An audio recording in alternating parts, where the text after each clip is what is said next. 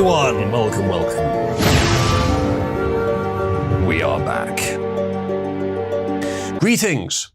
We are going on a quest, Nachos. We're going for a quest into the news and the memes.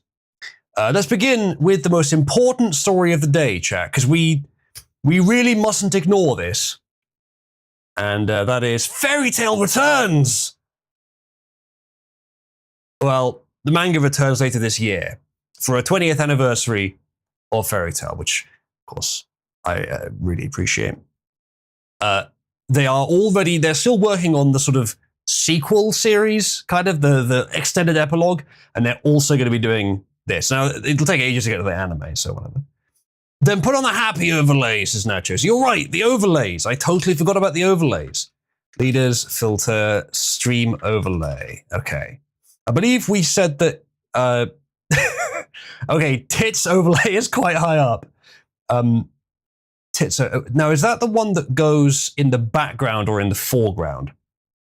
I can't remember. Like tits overlay. Biggest tits overlay, white tits overlay. I think, I'm not sure that those count. I think only the ones that I've put a denouncement on are officially viable. The happy overlay is currently in second. So if you wanted the happy overlay, you'd need to push for it. But I think the tits overlay technically counts. Which, did we have one for this? Where is it? There.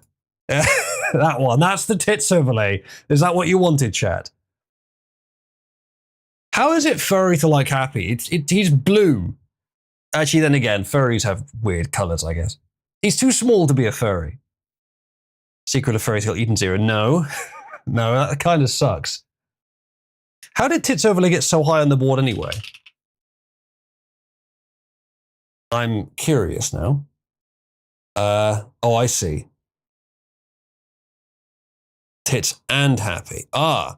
Right, that is worse. Okay, so if you want the happy overlay in honor of the Fairy Tail situation, someone will need to get it over tits overlay. It's whichever one's the highest up. One of the bouncing tits in the background. I think that's just. We just said the topic for that one is just the word tits, which is it needs to be at 10k for that one to happen. So let me know. That's true, Ginger, that's true. So let me know if you manage to get tits to 10k or you manage to get the happy overlay above the tits overlay, or whichever one. Straight, he's not my favorite character, but he's not that bad.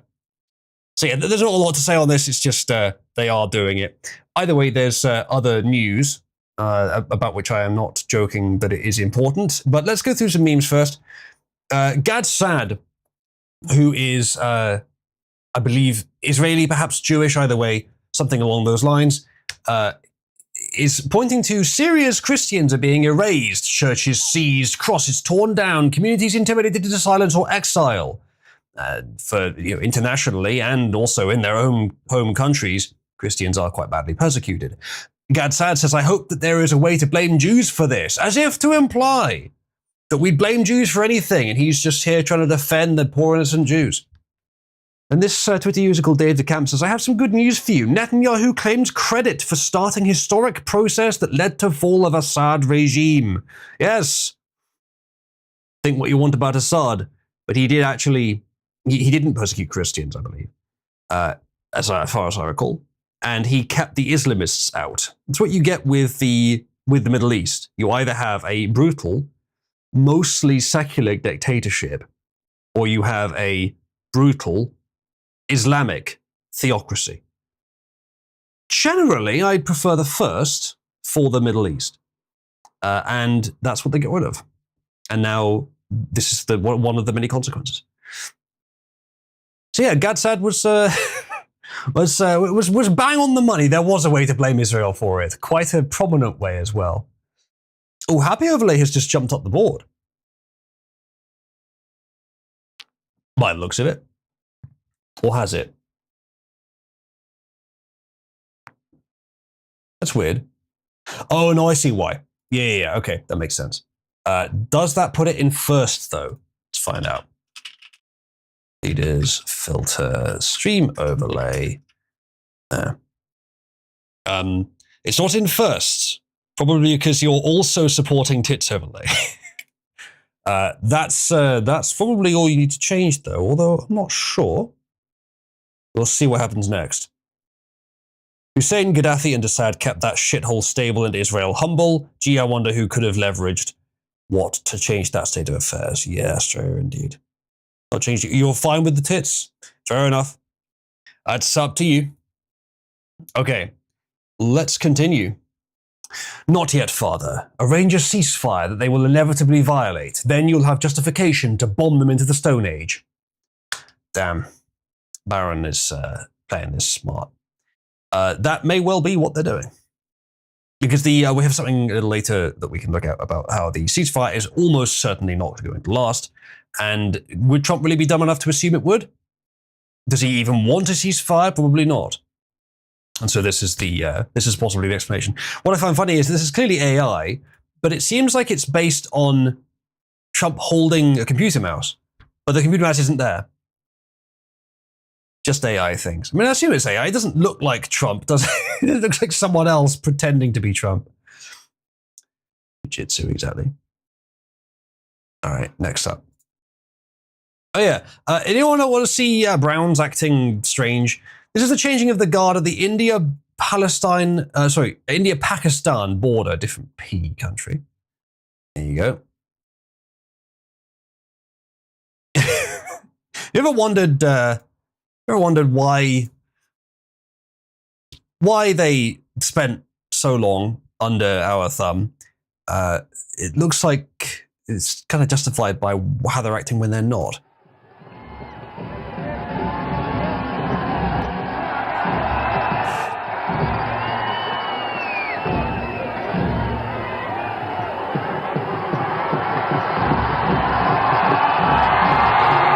I mean, it's kind of a pantomime for the audience, I guess, but the fuck are they doing? Says Nurtured. It is simplistic machismo gestures, both to try to make their own crowd feel good. Already violated. Murky, but some reports indicate the US or Israel kicked it back off in less than 24 hours. No confirmation, however. It seems like Israel has not ceased, where I have looked at news stories on this. We'll look at it. Yeah, tribal dancing, exactly. We'll look at it when we get to that story. Let's go to the next thing. Obsessed with this trend of people seeing how far they can run inside the LA Scientology HQ. Now, this is called the Scientology Run, or something like that. And this is a video of someone just running into the building. Fucking screaming the whole time. Now, this is the kind of ape vandalism, well, not vandalism, but, you know, petty criminal behavior, ape petty criminal behavior that I would generally discourage. However, when it's done to Scientologists, I can't really object too much. And they're not like harming anyone. It's trespassing. It could be much worse. But yeah, Scientology, from everything I know, is very evil and should not be. It should just go molested. It's criminal, but it's minor enough against people I don't like. Yeah, you gotta get out. Okay, I'll leave. Get out. There you go. You just got a notification, dead end. That's odd. Well, you're about how long? 9 minutes late. Tucker Carlson says we can't mock their religion. I don't know if he said that. It doesn't sound like the kind of thing he would say, actually. But willing to, you're probably referring to something that did happen, but that would be odd. You need to run inside. During open hours, anyone can calmly walk inside a church or Scientology building. They offer tours of their building if they even offer guests complimentary tea or coffee. Yeah, but will they let you go to where these guys just run to anyway? Like it's definitely harassment, but that's like saying, yeah, I harassed this rapist. Like I don't mind that much when it's someone that kind of deserves it. Remember he talked about places. He did. He lived near somewhere that had it. Yeah. If we spread the info that the Scientology building had a large storage of Air Jordans and Dunks, we could easily invoke a tide of violence on par with the events of Ape Escape from the PS1 days. Possibly. Yeah, possibly. Yeah, there are places where that happens, Nachos. From what I have heard about Scientology, not just from him, but from others too, it's pretty fucking horrible, yeah.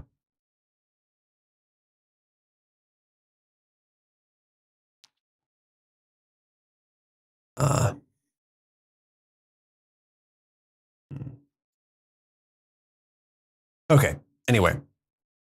Next thing. Right, ready for the trailer for the next Lego movie.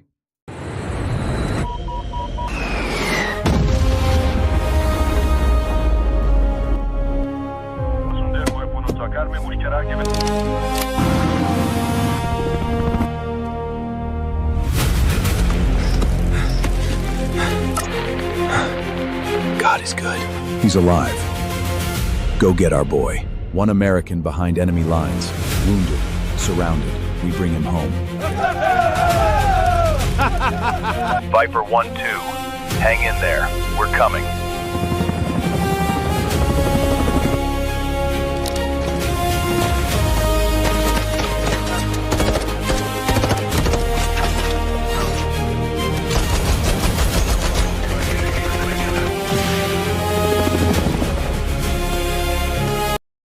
There's no way this isn't AI. But then why does it look so good? Is it not AI? That'd be fucking crazy. Something this high quality doesn't just appear like 2 days after the event occurred, surely. Unless it's stop motion with real figures. But no, there's CGI in it. It must be AI, right?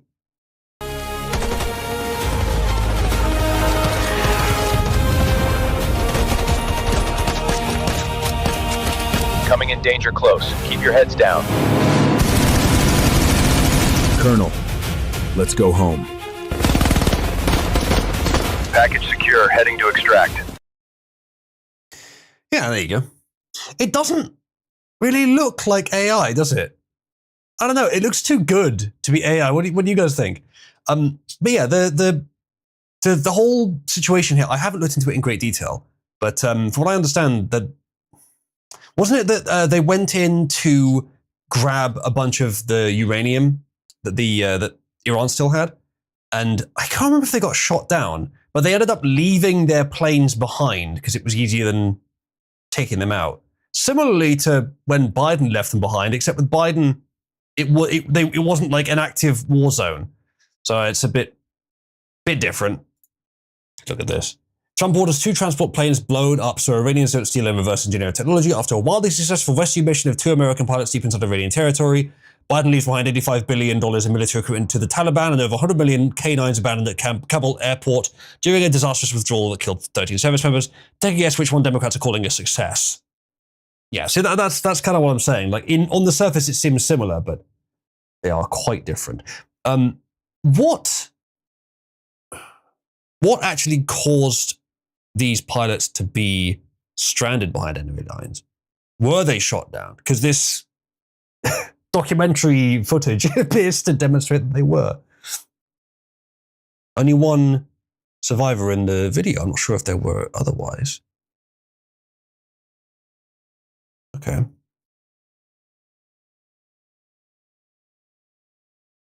Uranium is a leftist narrative. That was a rescue. This was a rescue after the plane was shot down. Yeah, but why was it shot down? I guess it just happened to be patrolling or something. How was it shot down? They haven't shot down any others, have they?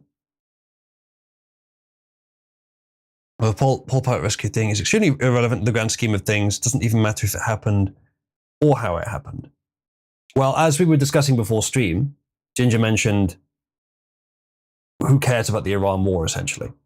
And I mostly agree. We're going to talk briefly about it today, but not going to do too much.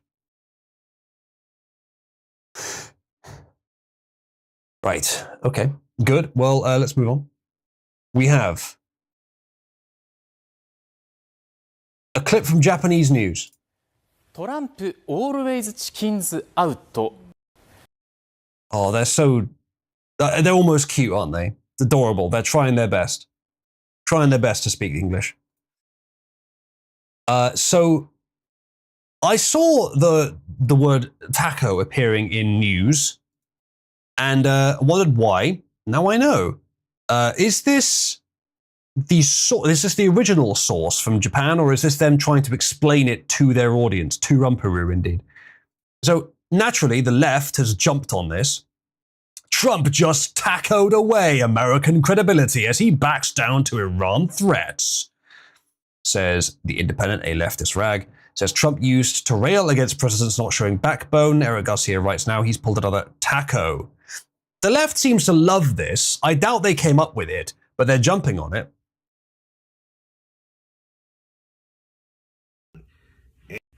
Donald Trump just backed down on Iran, and he's weaker for it.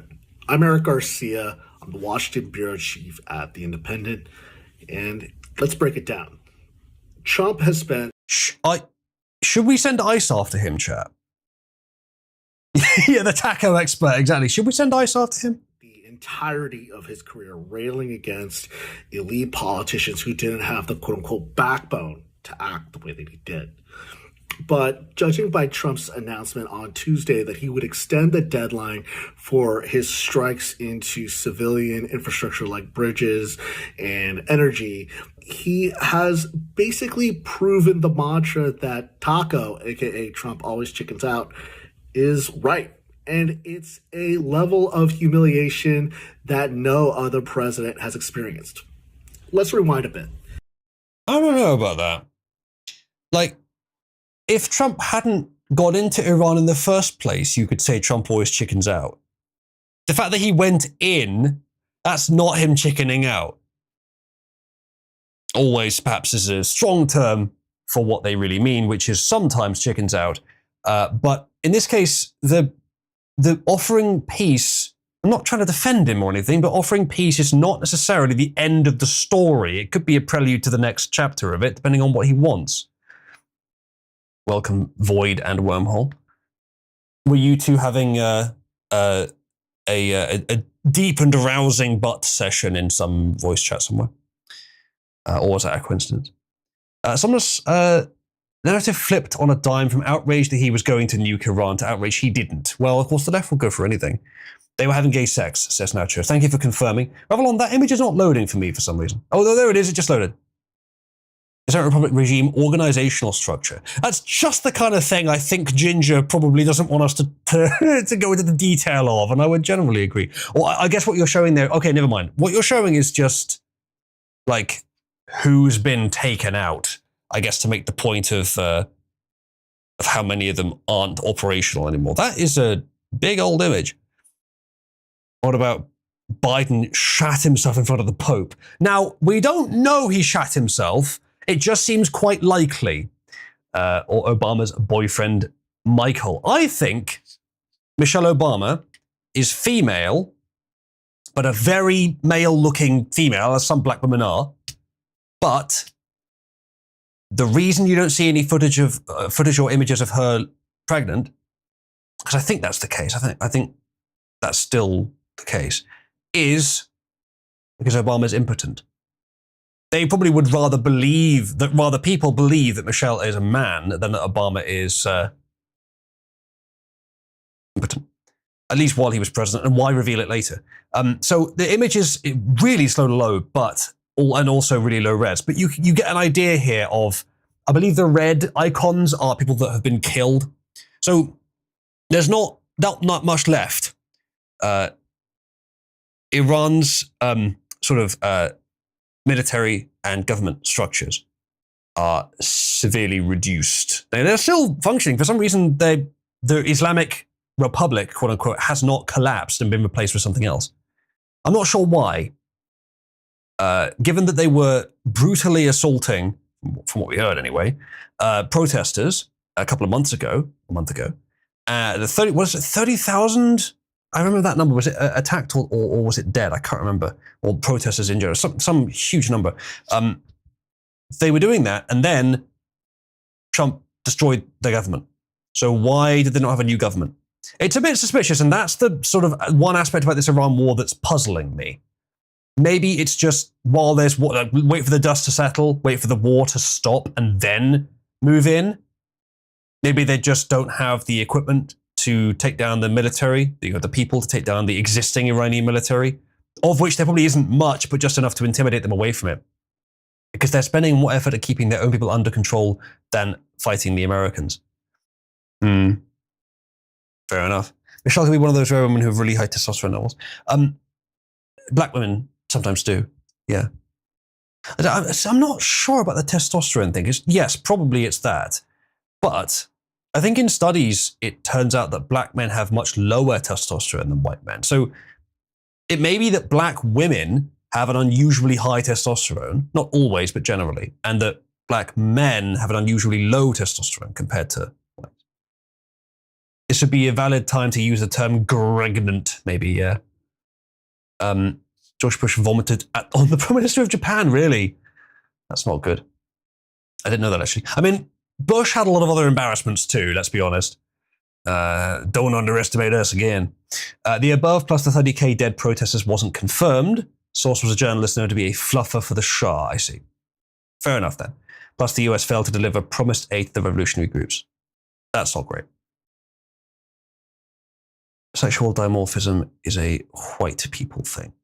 I suppose somewhat. I mean, Asians are closer, aren't they? What other race? I guess Arabs have a decent amount of distinction between male and female. So maybe. That's interesting though. Hadn't thought about that. Yeah. They may cover something else about Iran today, but it's not going to be a focus. I haven't kept up with it enough to give you a sort of good summary of the situation, but much as almost everything in the Middle East, shit's generally fucked. Nothing seems to be, not everything is where it should be. And in terms of confidence in Trump, not as high as it's been from me in previous conflicts, especially after the last few months of disappointing actions and outcomes from him. But I'm not ready to say that it's just unjustified and incompetent, as some are. It may have been justified, debatable, and there's indications of incompetence, but I don't think it's been overall incompetent. But yeah, as I say, I haven't looked into it that deeply because it's not that interesting to me. Let's move on. Yeah, I don't know if this is real or not. Can anyone tell me, have you observed this in the wild? I think this video is probably AI, but it might not be. It's really fucking cool if it isn't. These things get under the car, right? They move these legs out. It's a great way of lifting a car because it's like gradiated, and then they just fucking move it. Mate, if this was real, why would you need the car? I don't know. Is it real? Why are they dancing before it starts? I reckon it's AI, but it's a cool idea. I don't think it would ever work. What do you need the car for? It could just be like, it's just a bed of batteries attached to a couple of simple motors, but it moves so fast. There's nothing in the background makes this look fake. There's a prototype instead. Is it? I think this might be a real video. How are they that fast? It's impressive. Definitely, this has never been produced, says Ginger. I might look it up. Well, actually, let's see what the comments say. No, the perfect solution is not self-driving cars. That's a one-day thing. I don't know, human involved. Oh dear. Oh dear. Oh God. Yeah. I think that might be what happens when, what can happen when you have a human driver. Like every time, bear in mind, with self-driving cars, I did watch a video on it recently and I didn't absorb a huge amount of it, but there's a lot of issues with them still. It might be a long time before they're ready and it might not be worth it when they are.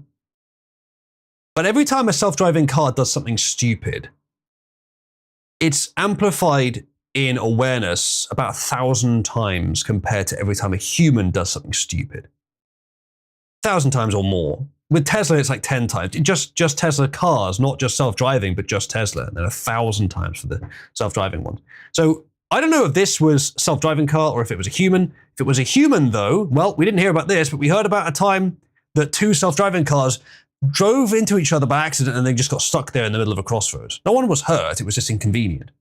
You may not have heard of that, but I did when I watched that video. Interesting.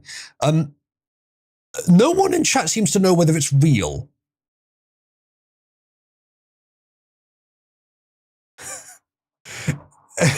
Okay. Let's see if I can find out. I don't know. What would we search for this? Oozaloo. Yes. It's incredibly easy to see that it's not real when you realize that these things are moving far, far too quickly on Chinese road surface. I did think it was too fast. The video doesn't look fake, but it could just be very good CGI, I suppose. This is very obviously CGI, if not AI. Mm. It doesn't look like AI. Nothing about this looks like it has a decoherence of AI, but it does look I don't believe it's real, but I don't think it's AI. So it would have to be quite good. I'll tell you what it might be, actually. It might be like a product demo for some startup that wants money to make these. But as you're saying, and as I thought when I first saw it, how do you get the power into this? Why wouldn't you just use this to drive the car? It looks pretty fast. So, yeah. It probably is fake, but I don't think it's AI, which means some money went into making this. Too fast and too smooth acceleration with car on top on the wheels that small. Yeah. We have a very short runtime. They would have to, right? If they existed, that would be one of the limitations, is that they would drain the battery really quickly, but I'm not sure even that would be enough to explain it. A flaw in a human is a flaw in that specific human. A flaw in a self-driving car is a flaw in every self-driving car of that model. That's a fair point, Babylon, actually. That is a fair point, actually. I guess it's those things are using treads instead of wheels. Yeah, but it's so thin. You can't see the treads. They must be moving like crazy. It's a cool idea. I don't know if it'd ever be possible if this is fake. But let's see.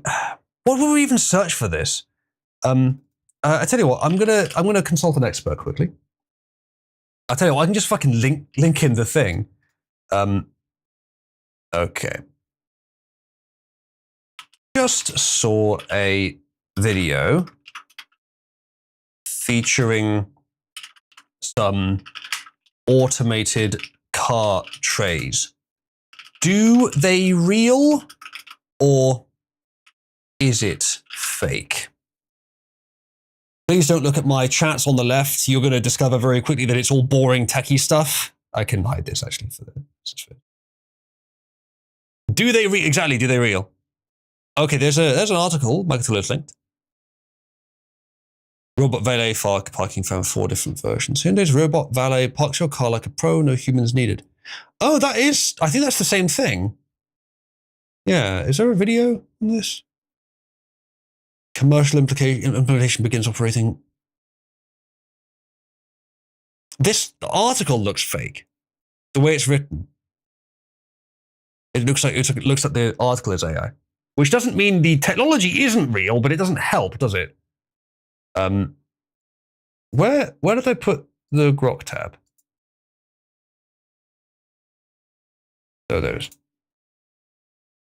real technology. Low profile flat robotic trays that slide under parked cars, extend arms and grippers to lift them by the wheels and tires, and autonomously relocate them around for more efficient parking. The caption calls it a better solution for parking. That's all well and good until you get back to where you remember putting your car and it's not fucking there anymore. Isn't CGI or an AI deepfake based on existing commercial robotic parking systems? Apparently it's real.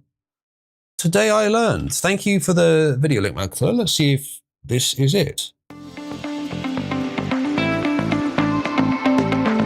I think we can do without the music, eh?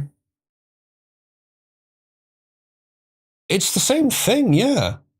I think you would need 2 of them per car, right? I'll tell you what it is, Ginger. I'll tell you why this video looks so fucking fake. It's because it's probably been sped up.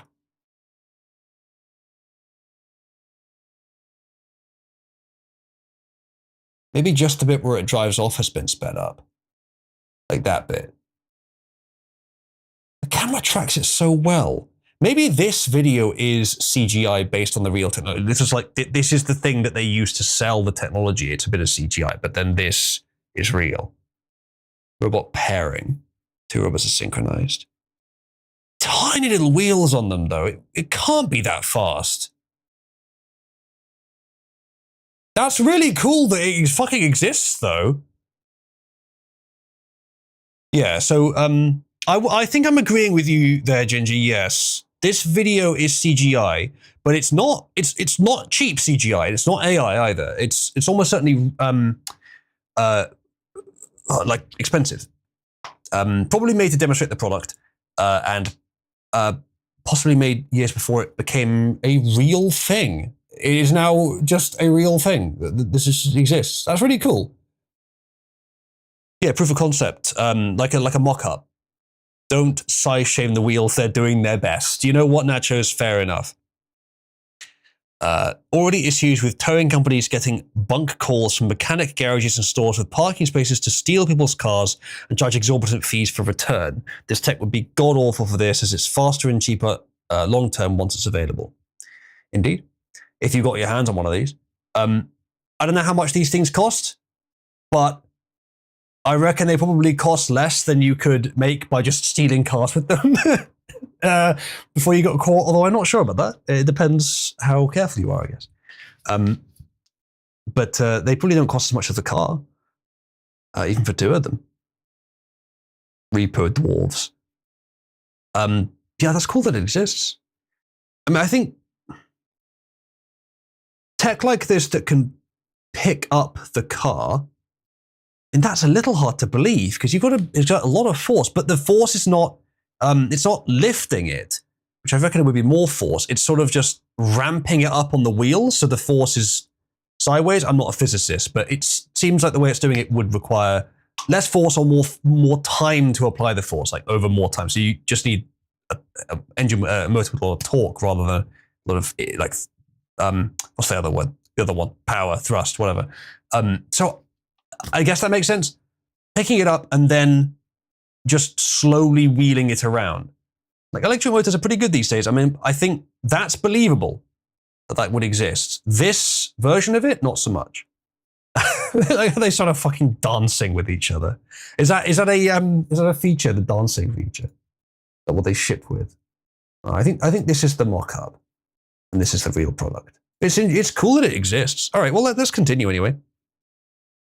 Okay, this is quite good. This guy's put in the effort here. So traders trying to predict the markets. Meanwhile, Trump.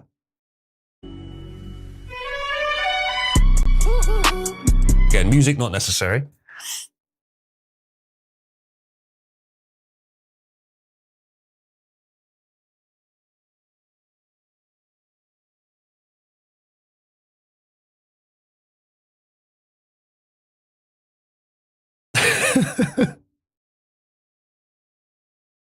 Yeah, pretty much.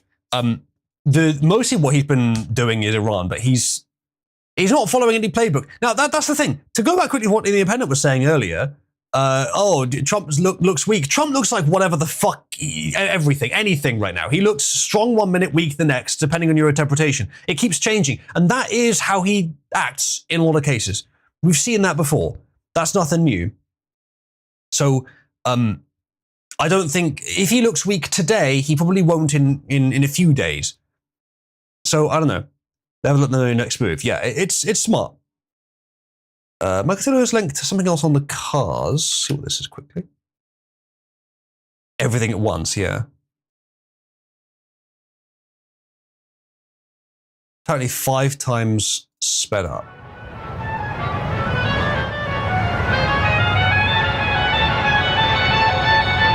Right, yeah. Okay, so that's the original video. it's 5 times sped up. So, Ginger, I think it might be...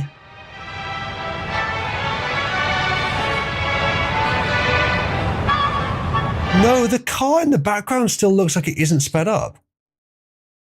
Not only is the car in the background not sped up, the person walking isn't sped up. Yeah. It's CGI. It's not fucking real. It's very good CGI. This is about as real as when you see an architectural project with CGI people walking around a shopping district that doesn't exist. Ginger, it's very good CGI for a mock-up. Not to my eye, it isn't. It's so much extra effort. Okay.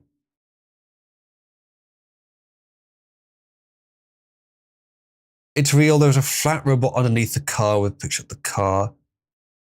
This video is 100% fake. It's CGI, yeah. I thought so, but why would they make it look this good? Why would they bother? It's so realistic. If they're making a mock-up, why not just make it sunny? I don't know. Fuck it. It doesn't matter. It's very silly anyway. Natchez, why are you shouting for Dresden mode? Just before AI is the thing, yeah. All right, next thing. Oh yeah, we've seen several of these. There was one recently where a guy came up on a bicycle, just fucking slapped a woman across the face, an old woman, she collapses, and then fucking 4 firefighters chase him down the road and arrest him. Similarly. Now, here's the thing with this video, right? You'll play you this video. Unless you've seen it, you will never predict how it ends. Right? I'll stop it about halfway through, and I'll ask you to predict how it ends, and we'll see if you can get it. Welcome to India, by the way. Right, tries to steal the guy's phone out of his hand, collapses off the bike, already fucked it up. Start fucking girly slap fighting each other. Guy calls someone over, right? Starts hitting him in the head as he tries to escape. You're not going anywhere. Okay, we're about halfway through now. 2 things are about to happen. 2 major new components are about to enter the scene. The first one is not that interesting. It's not the surprising part. The second one, however, see if you can guess what it'll be. No guessing if you already know. All right? If anyone guesses correctly and they seemed not to already know, then I'll give them some Cabal credit. Dude in pink shirt steals the bike, says Ravelon. That's fair guess. Indian Superman appears. You're not as far off as you might think, but I'm not going to allow it. It's not close enough. Baldy gets arrested. Elephant, Daddy Bill. There's some good guesses. Aliens, kill them all. I'm going to give you all a clue. This is one of the most Indian videos you will ever see. It sure is. It sure is. Train, says Daddy Bill. No, it's not a train. If any of you do know, you may take credit, just don't say the answer. Good guesses from everyone here. Any one of these could be accurate. Any one of them could be. However, here's what really happened. Some random guy comes in, and then guy pulls out a machete, and then, oh, fucking out of nowhere, he gets cowed to death. Who fucking saw that coming? Where did the cow come from? Why is he involved? This part is probably AI. You can see it kind of deforming there. I think from a certain point, it becomes AI. Possibly from, like, this frame is the last real one, and then this may be fake. It is hard to tell, but, yeah, look at the bike there. Yeah, that's fucked. This part's AI. I think from before the cow comes in, I think this is the last real frame of the video. And then AI from here.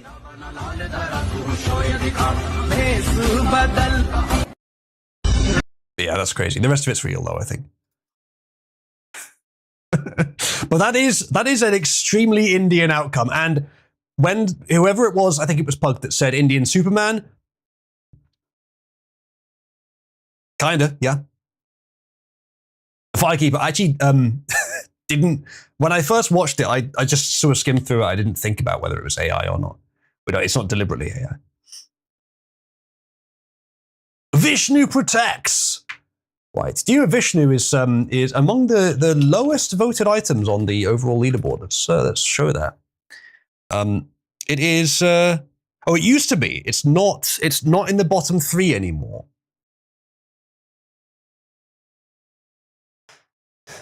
Dresden mode's at the top of the board for some reason. Well, if we play horse bouncing later, we can do Dresden mode.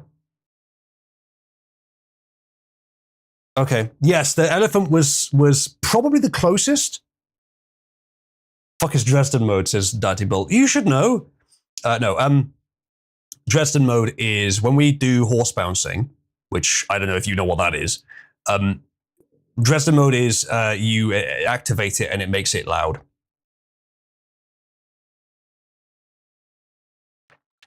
Anyway, a reality show where talk show hosts have to do what they're always telling other people to do. Dave Ramsey has 7 days to find a reliable $2,000 car for door dashing and a little old lady's $500 a month garage apartment to live in. Don't know who that is, but yeah, that doesn't sound very realistic. Sean Ryan has to serve as an assistant US attorney where he'd prosecute congressional corruption cases in federal court and have 12 months to secure a conviction. I feel like that is potentially a viable defense of even Pam Bondi. Not of everything she's done, but I imagine a lot of the things she wanted to do were just held up by proper procedure, by actual justice, just being difficult. Ben Shapiro and Mark Levin have to survive an entire 31st MEU CENTCOM deployment as E2s. If you're going to commentate on military incompetence, you probably should have some military experience, ideally. Each its own season, all live streamed to X. That might be fun. Dresden mode is the phenomenon of when the British retaliate with a small drop of what they were subjected to for years, only to be criticised after a retarded white woman on TV. I don't know which woman you're referring to, but that sounds about right. Did you come up with the name Achilles? Are you taking credit for that? All right, we got 2 new Vishnu denouncers, which hasn't shifted the score it has, but it is popular to denounce. All right, let's go on to the next thing. Yeah, this is the one we watched earlier. It's just different commentary. So deep runs are going viral. People are breaching Scientology churches and filming how far they can get. We already commented on this, so I'll move on. Yes, Daily Gondor, from their author Grima Wormtongue here, says Goblin Kingdom reacts with confusion as Gondor mounts a massive rescue expedition for a pair of puny hobbits.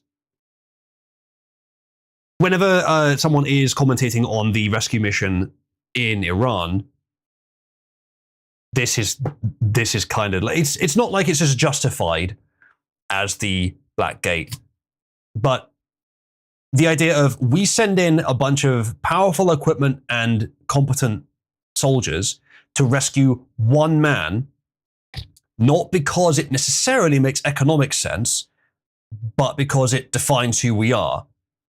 Of course, I think long-term it may make economic sense because you give people the confidence to do things like this. It's a high trust behavior to save individuals, even at the expense of a lot of other stuff. You lose 2 planes, you save 1 individual, right? Surely that's not economically worth it. No rating of the financial value of a human life would say that's economically worth it, but it is worth it to maintain a high trust society. That's the practical benefit. And of course we can merely say, as a matter of moral principle, yes, it's worth it. But I think that's the reason. It's because it promotes a high trust society. Ask Rock how many Israeli troops helped the US in Iraq. I would guess it's not very many. Astonished you didn't bring up free space. What do you mean? Work academics. Yeah, but what about it? The enemies in that game are called the Vishnu and the Krishna?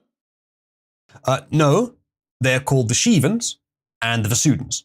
The Shivan ships are classified using Indian terms. So there is I don't think there's a Krishna or a Vishnu, but there's lots of other Indian names. There's There's a Mara class. There's I think that might be in Free Space 2. I forget them now. But they use Indian names, but not Shiva or Krishna. I don't think. Oh, sorry, Vishnu or Krishna. But otherwise, good reference. Names were? The name of the names were in the game. Name of the species is the Shivans. Shivan, so that's based on Shiva. Yes. And the other one that you said? Vasudans, which is they use Egyptian terminology. Frisian. That would be Vishnu.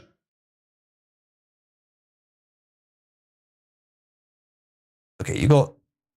Okay, those are the big ones. Fighters and bombers, Ishma, Nephilim, Dragon. That's all from Free Space 2, I think. Where's the Dragon from 1, actually? Though those are not the main ones. Okay, this is a very off topic. This is a video game from the late 90s, a space sim. Very, very good game. I strongly recommend it. This is one Shivan ships. Is this the fighters? There are. No, that's frigates. Where are the fighters? Okay, that's cruisers, transport, destroyer, cruiser. Okay, well, none of these are fighters. That's not useful. Fighter classes. Okay, you got the Mara. Nephilim was one. Nephilim isn't even Indian, actually. Okay, Terran, Vasudan, Shivan fighters. Scorpion, Basilisk, Manticore, Dragon, Mara, Astroth, Ashba. Now, almost none of those are Indian, but they do use some Indian names for their ships. And as you correctly pointed out, Shivan is based on the Indian god Shiva. I think Rahu might be Indian. Actually, not very many of them are Indian, to be honest. I believe Rahu is actually Hawaiian. Okay. I think they've just sort of taken them from all over the place. Would make sense. And then the Vasudans are all Egyptian named, and the humans are mushy Greek. Yeah, very, very good game. I might stream it at some point. Actually, I've got other games on the queue to stream, but I wouldn't mind going through this again. Yes, Straya, you do have to play both of them. They're very good. If you do play both of them, by all means, play them in Cabal. I would be happy to watch at least some of it. I've been on a sort of a little bit, right? Trying to encourage people to play games I like recently with trying to encourage Treebeard to play Beyond Good and Evil, which he did. And I think he liked it. Also going to try and get Nomon to finish Outer Wilds and maybe get him to play Beyond Good and Evil as well. But yeah, another great game. If anyone likes space sims and you haven't played Free Space, it, as far as I can tell, it is genre defining as a space sim. It still has not been overcome. Especially for a space sim with a story. Having played Project Wingman, it's all right, but Free Space is better in almost every way. And it's 25 years older, roughly. Anyway, that's that. Let's go see what we've got next. What was this? Yeah, that was, yes, indeed. Okay, next thing. Right, we're into some proper news now. US Supreme Court strikes down Colorado's ban on conversion therapy. Conversion therapy, you say? Well, that's Mike Electric Fence Pence zapping the straight into the gays. That's something which, you know, we may not like the homosexuality, we may not like a lot of the politicization of it, all that shit. But I think most of us probably would agree that shit doesn't work. De-gaying someone with, like, social pressure or with electricity or with various other methods, and sometimes it, from what I've heard, it has to be quite cruel. That stuff doesn't work. Far as I know, it never has. In fact, in my humble opinion, even when people say they've been saved by God and become straight, they never actually have. They're just convincing themselves. And maybe that's better than nothing. I'm not trying to knock religion in that sense, but go on. I have heard to the opposite. I have heard that it does work, and it worked specifically in the case of Mike Pence. I don't believe it. I think he's still gay. So that's my position on it. I may be wrong, but that's my position.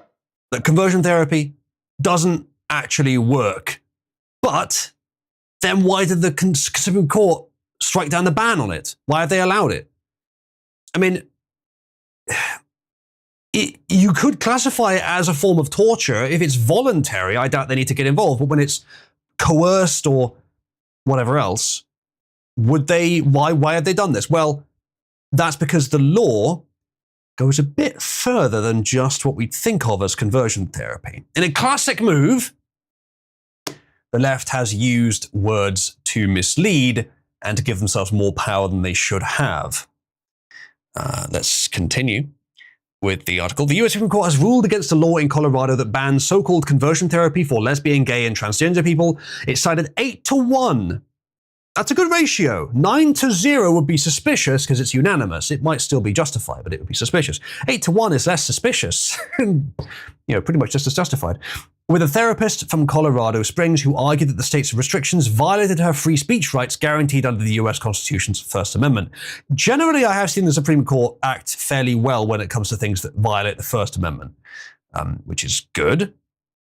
Conversion therapy, which professional and health associations denounce, but some religious conservatives promote, aims to encourage lesbian, gay, and transgender people to change their sexual orientation or gender identity. Now, again, the BBC is reporting here as if that's all this is about. But then how does that affect free speech? Let's keep reading. I suspect this article will be honest enough to at least express what the therapist has said. The justices ruled that the lower courts had erred by failing to apply sufficiently rigorous scrutiny to restrictions on free speech. Kaylee Childs, a licensed counselor and practicing Christian in Colorado Springs, argued the ban in her state interfered with her ability to treat individuals with same-sex attractions or gender identity confusion who prioritize their faith above their feelings.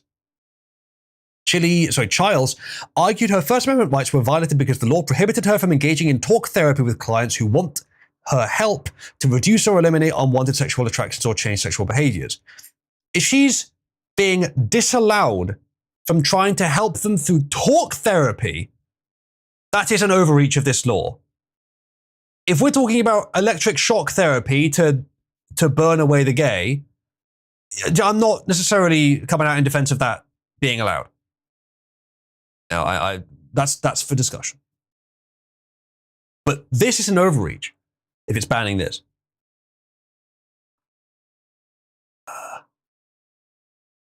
Yes, I'm aware of that, Straya, I think. Because she wants to use religion, possibly. Yeah.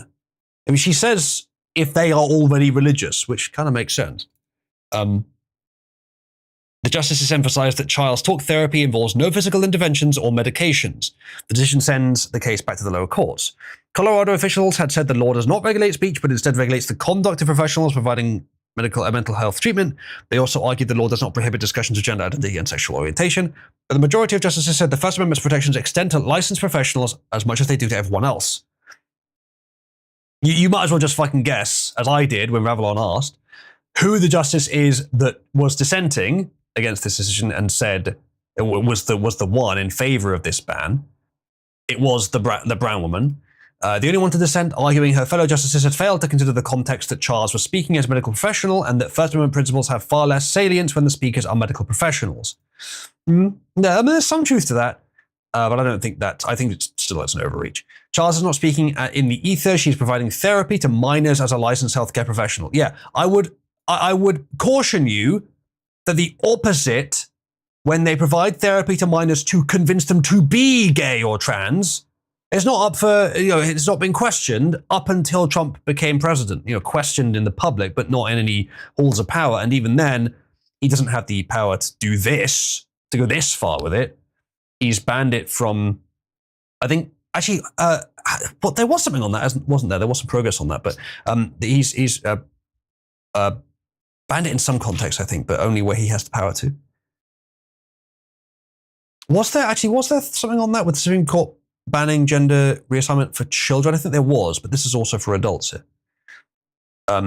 Professionals are already subjected to a number of other restrictions on their professional practice, that under Colorado law, licensed therapists must provide therapy that is consistent with the standard of care. Well, see, you're talking as if this wouldn't be. But talking to someone and using their own religion to weave in, trying to help them, to give up something they don't like. They don't want to do anymore. Like that is not a low standard of care. That's literally talking. The idea that you could be in your therapy office and there's a method that would be safe, easy, and that the client wants you to use, and the law against electrocuting him says you can't do it. That's silly. Can he just not beat the gay out of them like the good old times, says Brit to it? Well, I can tell you there's someone in the stream audience we should beat the gay out of. Anyway. Conversional therapy is condemned by all medical associations, she said. That's not about speech, but this is definitely an overreach. You can re-engineer the law so it doesn't restrict this, but still prevents people from being electrocuted, the gay electrocuted out of them. Thing is, right, here's the question. Why does this need to be its own law? Because if they're volunteering for the therapy, if they're children, it's a bit different. If they're underage, then there's child protection stuff. They're not able to consent. That's different. But if they're adults, they're volunteering for the therapy, hypothetically. If they are, then whatever you do to them, maybe you can argue mental illness and taking advantage of them, that kind of thing. Other than that, though, if they want to get shocked, especially in the US, they want to get shocked. Let's see if it'll burn the gay away. Then why not? If they're pressured or coerced into it, that may be different, but that's the same for other crimes as well, I expect. If it's forced, if they have no choice, why have you posted that, Straya? Why have you done this? If they have no choice, then that's just assault, right? Or something similar, torture. So why does it need to be a separate law? If it's coercion leading to torture or physical bodily harm, surely that's its own law already. You don't need to word it as conversion therapy. Daniel says, zap them, don't care. Just zap them. It doesn't work. But I don't think that's what you're concerned with, is it? It's not why you're saying zap them. You don't really mind if it doesn't work, you just want them zapped. Daddy Bill, that's a very strong position for someone who's definitely not gay himself. Yeah, can we get rid of these tits? Apparently not. Apparently not, no. Tits overlay is the highest on the board. If you would like to get rid of the tits, chat, you have only to denounce tits overlay. You could put almost anything, you could put all kinds of things up here instead of the tits, if you want to, if you want to replace it. Now just as bouncing tits. Well, let's have a look at where that is on the board. I think this is the tits in the background. It needs to be at, it needs to be at 10K, and it is. I told you to notify me if it got there, and you forgot to. Or, I don't know, maybe I didn't see it. In that case, we're in fact adding more tits to the screen. There we go. That's the stream now. What was this one? I think this one, yeah, this one just goes over the, yeah. I did a special thing here where it just goes over the darker bits of the background, but that's not really necessary, and this switches between two different titty gifs, and one of them is not as good as the other one. Okay, well, I guess that's it then. I guess we're just doing this. Not all of the topics with the word overlay in them are officially supported. Only the ones that have been denounced by the wizard are officially supported. Looks like tits overlay is still being supported, is not decreased at all. Thanks, chat. Who was the female politician whose spouse was recently revealed to be a cross-dresser? Do you have any idea how little that narrowed it down? I think this does need to be a little bit less opaque. Otherwise, you can't fucking read the text thing. It's very distracting. Now, chat, given it is distracting, you can turn it off if you /denounce tits. You could do that.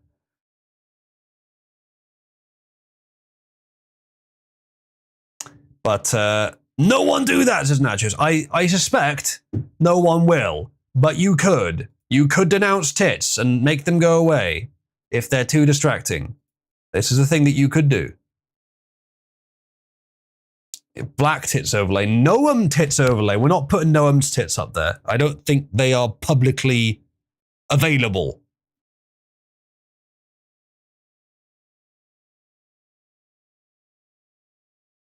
There's always some new problem with OBS. It's doing this freezing thing. I found out why it's probably struggling. I think the Discord screen share. I found a brief tech talk.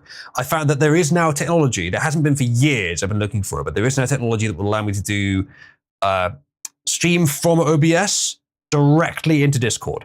There is now a way of doing that, but it's a bit of an exploit. I would need to put in a bit of work to build it, but I might do that soon. But this freezing, this is different, I think. This is a hard drive, I think. I found out that when a hard drive gets nearly full, ZFS switches to a slower saving method, which is why I was having such issues recently. I'm going to try turning off the screen share for a bit and see if that clears it up, because it did before, so you won't be able to see me for a few minutes.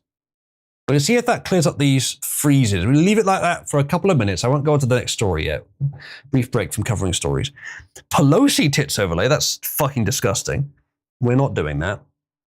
It's being denounced, fortunately. Thank you, chat.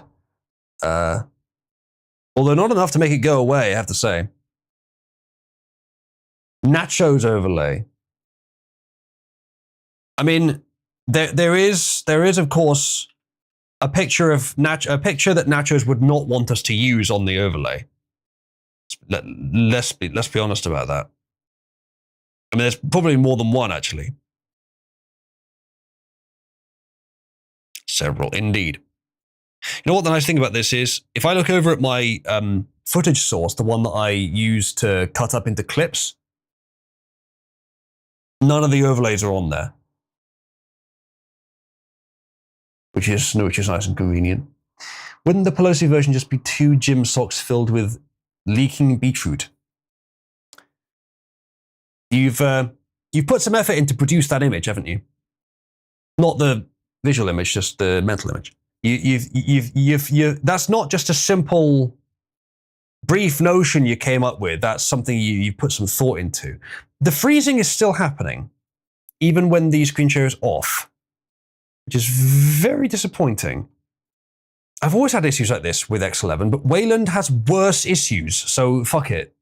We're over here. Cognito has his arm, my passion. The passion, they seem to be, yeah. It's still, what the hell can I do about this that I can do during the stream? It's probably hard drive.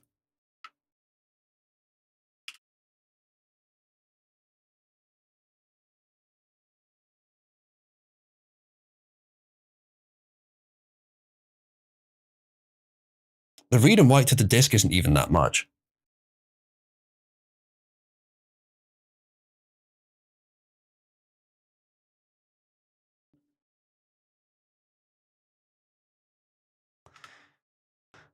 Well, I don't know. I think it's going to keep happening though. Did you feed your desk GPU this morning? No. No, I did not. Kick it, yeah. I'm going to have to just deal with it for now. Apologies if you can see the freezing. I expect you can. However, in my experience, the actual clip recording doesn't break when this happens. Actually, let me...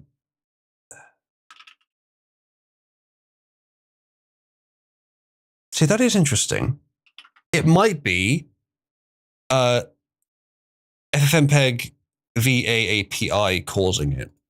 It might be that that's just got some incompatibility, and that if I run it through NVIDIA instead, I can't do it this stream, I could do it for next stream, but the NVIDIA recording is drop frames 0, and the other one, which is going through my AMD card, is dropping quite a lot of frames recently. It's completely different bug today, like completely different pattern today as it was last time, but I will consider changing this to the NVIDIA before the next stream, and that may fix it.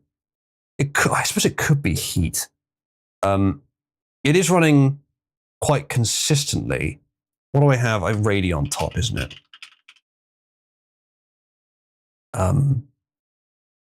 Why does Radeon top not show the temperature? Of all things.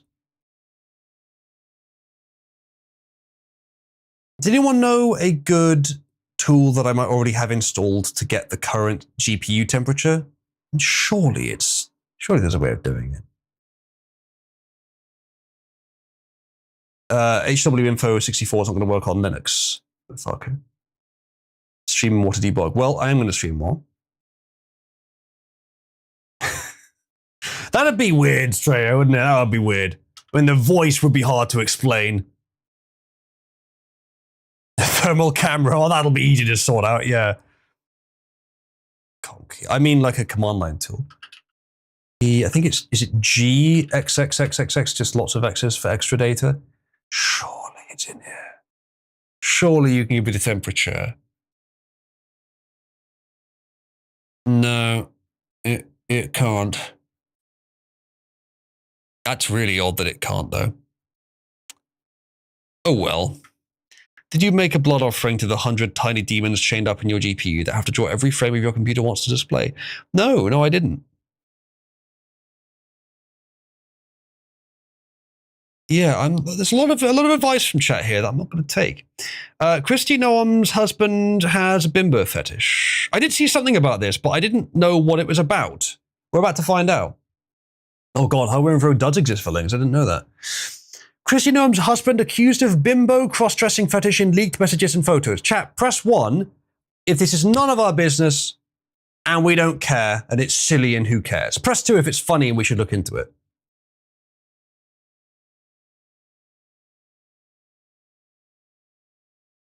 All right, well, I'm only seeing 2 so far. There he is on the left.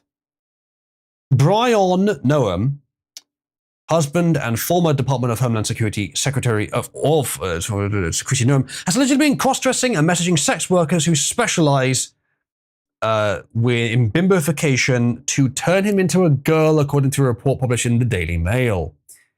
Oh, good. In hundreds of messages reviewed by the Daily Mail, a 56-year-old has allegedly shown messaging sex workers who specialize in bimbofication, or a type of role-play fetish that involves being turned into a stereotypical bimbo or Barbie dolls in some cases. According to the publication, Brian Noam messaged 3 sex workers that he enjoyed their huge, ridiculous boobs. This sounds like something Cybersmith would say. And sent over $25,000 to them. At Cybersmith, I didn't know you were married to Christy Noam. There we go. Let's see if he responds to that. Over $25,000 to them. In one of the photos included in the report, he appears to be wearing a large makeshift breastplate made of balloons under a peach crop top and tight pink shorts. Another appears to show South Dakota's former first gentleman pouting in a selfie wearing green tight pants and another balloon stuffed crop top.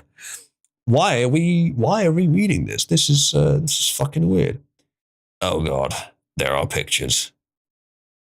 Secret double life of Christy Noam's cross-dressing husband, Brian. This is horrible. Now look, here's the thing. The picture on the right here, he looks normal, right? He's married to someone who was in cabinet, whatever the American word for that is, government, anyway. Married to someone very high up in government, probably successful in his own right. Looks, physically fine, tall, good build, all that stuff, right? He's got all those pluses. This is the nerf. This is the offset. He's got to deal with this his whole life. I reckon that's the contrary. They say we're not here to condemn cross-dressing at them. I don't know why them is the source that we're using for this. I've never heard of it, but it sounds very fucking gay. Anyway, here's the Daily Mail. Oh no, it's too premium. We can't afford to read the Daily Mail article. It's a shame. Exploring their gender presentation. Yeah, I think we can skip that.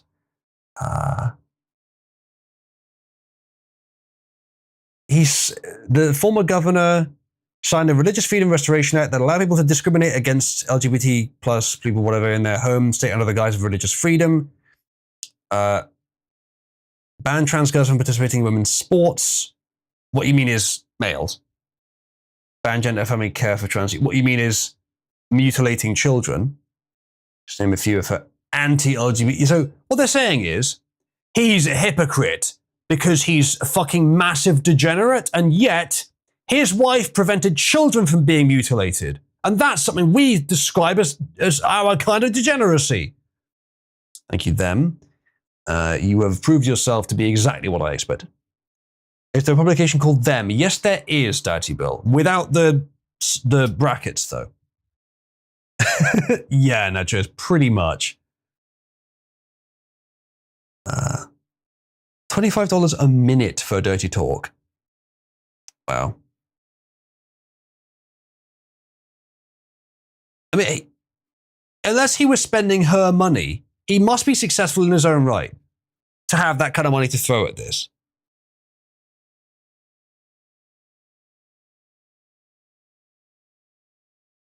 Taxes pay for that. I doubt he was using money that Christine Owen was paid for being whatever she was. I don't know. I doubt it, but maybe. He has a small law office instead then. Okay.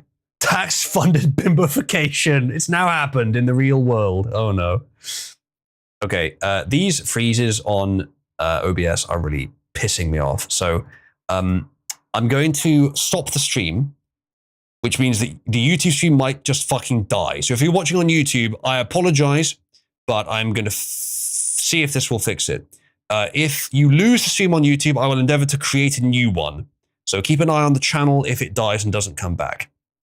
I'm going to go to Bureauback and I'm going to switch over from trying to use the AMD card to using NVIDIA. Because it might be heat, I don't know. But the NVIDIA card is at 13% utilization and it's already creating one stream and it's dropped 0 frames.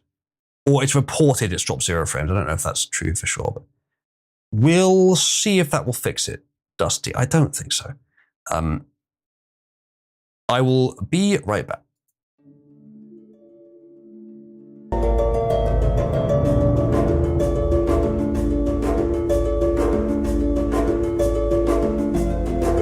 Okay, we're back. I don't know if that's going to have fixed it. It might very well do nothing. It might not fix it at all. We'll see. So far, not seeing a problem. So far. Be nice, wouldn't it? It'd be nice if it just worked. Let's have a quick look at this. Okay, the encoder is now... Oh. Okay, big drop. That's not great. I'm back on YouTube. Well, that's unlikely. Okay, so the encoder is at about 45% usage, and it's encoding 2 1080p streams. That's pretty good. That's a lot of headroom. We had a big pause there where it dropped to 0% utilization, and then it's just. But it seems fine now. So we'll see if that holds up. That may have just been a one-time thing. We'll see. Seeing that the green screen is not perfectly. There we go. That should fix it. I love that script. I always a script that messes with my camera settings and just sets it to the perfect green screen settings because sometimes it resets itself. Either way, that seems to be working better now. We'll see if we drop any more frames. Let me know if you notice any big cuts, chat, but that seems to be better. Oh, you know what it might be? The AMD card I'm using to render OBS it's doing enough work just rendering OBS. It's at like 60-70% utilization just rendering OBS. And the NVIDIA card is doing all the encoding. So that seems to be a better balance, actually. Oh, there was a drop there. That's not great. Yeah. So that cut that it's doing every now and again is probably the one that's caused by the screen share, not the one that's caused by the graphics card. So this may have fixed the problem, and I just need to fix the screen share with the solution I already talked about. Anyway. Tech talk over, let's return to the stream. It looks like, is YouTube still working? Are you still there? Yes. Okay, the YouTube stream did not kill itself. It does do that sometimes. Weird visual vlog where a fat, ugly man is on the stream, or whether it's a reflection, never mind. You almost insulted me. You almost did it, but you decided not to. I appreciate it. Pulled away at the last moment. Chat, press 1 if you would have respected him more if he just called me fat and ugly, despite the evidence to the contrary. All right, let's, I thought you might say yes, Nacho. Let's move on to the next story. Yeah. So this is fucking horrible. But is you'll see it makes a bit more sense than it looks like, but not much more. DeCarlos Brown Jr. found incompetent to proceed in Irina Zarutska murder. So, brief backstory for anyone who missed it. Almost everyone, I think everyone that's listening, will have seen the video, or at least aware of the video on the right here, where on a train, I think, this black guy just unprovoked stabbed a woman in the neck who happened to be a Ukrainian refugee in America. Many political implications drawn from it, and still doing that freezing thing, and including racial, criminal, whatever else. There was a lot of sympathy. There was a lot of awareness around it, and Trump, among others, did raise awareness of it. It's pretty much open and shut case. It's on video. I think he's even admitted it was him. It definitely happened, and it was definitely brutal and unprovoked. So why would he be found incompetent to proceed? Well, if he's insane, we've seen a lot in the last few years of insanity pleas or incompetence resulting in the criminal just being released, which is the wrong fucking answer. If they're too incompetent not to murder people, don't let them near people that they could murder. That has been the pattern. It's a very high-profile case. So you'd think if that was going to happen, there'd be some pushback. Well, it is bad, but it's not quite as bad as it sounds, because in fact, it is just his defense lawyers saying he's been found by adjudicators to be incompetent to proceed. The judge doesn't have to accept that, I don't think, but we'll find out what happens there. North Carolina homeless man accused of murdering, etc., etc. They have to say accused, even though it's very clear that he did do it. Been found incapable to proceed to trial, his attorneys claim. A bombshell legal filing in court on Tuesday saw attorneys for DeCarlos Brown Jr., 35, argue that his murder trial should be called off after he was evaluated by a psychiatrist. Zarutska's throat was slashed, blah, blah, blah. Very, very horrible. His attorneys alleged that Brown failed a capacity evaluation and requested a judge to delay a hearing in his federal trial where prosecutors would say whether they plan to seek the death penalty. Under North Carolina state law, a defendant is only incapable to proceed to trial if they cannot understand the nature of their charges, cannot comprehend their role in court proceedings, and cannot help their own defense. Which I wouldn't be that surprised. Now you might think this is just an evasion to try and get him out of it or to try and get him a reduced sentence, and while it probably is, it may also be true. Because it does say in here, if I can find where it is, Brown was arrested on January 19th, 2025 for alleged misuse of the 911 system after he dialed the emergency number in a manic episode claiming man-made materials were inside his body controlling his movements. So he probably has quite severe schizophrenia. That's my armchair assessment, but that sounds about right. Which may explain the murder. Some violent impulses and some delusions may explain it. Now that is, if it's true that he is that insane, he just shouldn't be allowed near people. And we were talking earlier about what would be the downside of him being just executed. Well, he may be executed.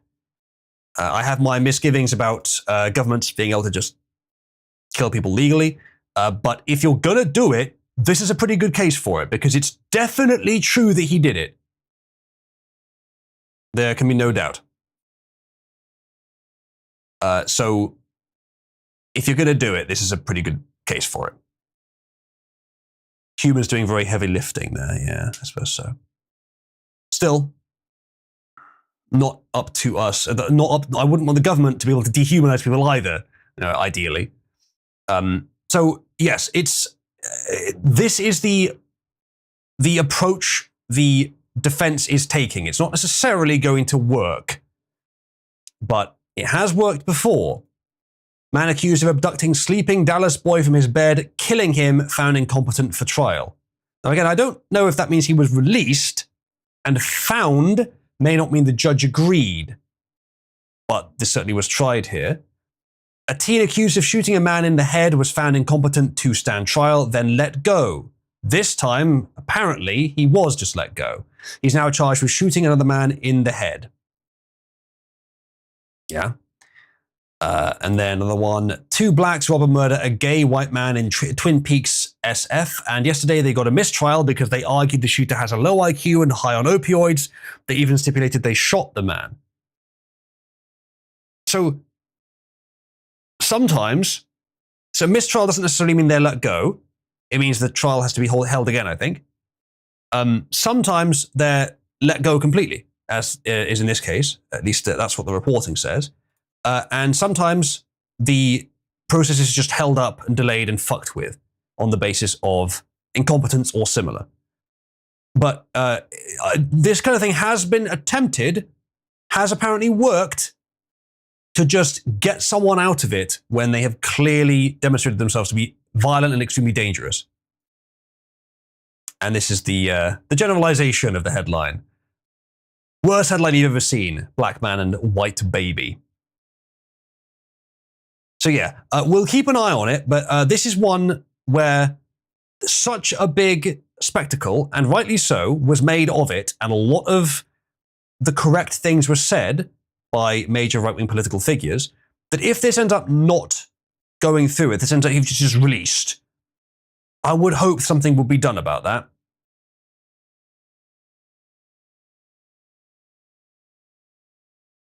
Straya says, it's going to work. I bet £20 from Glossy's wallet that the murderer walks with a slap on the wrist. Well, I really hope that you're wrong about that.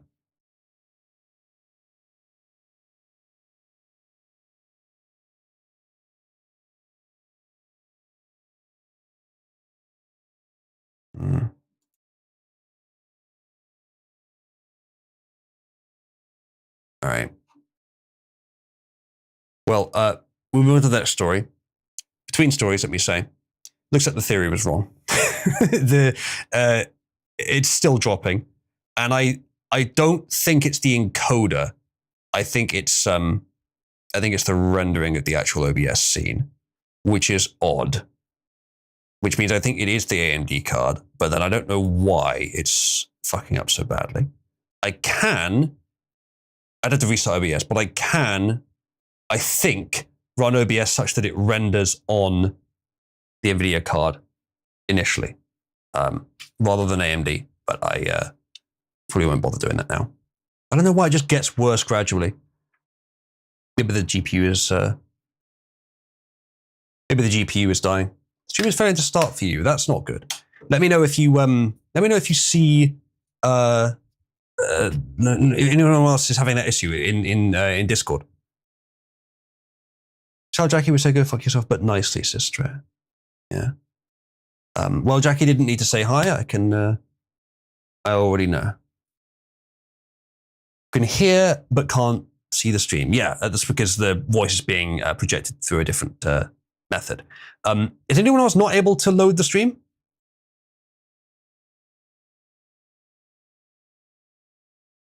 I can restart it. I can try restarting it in Discord.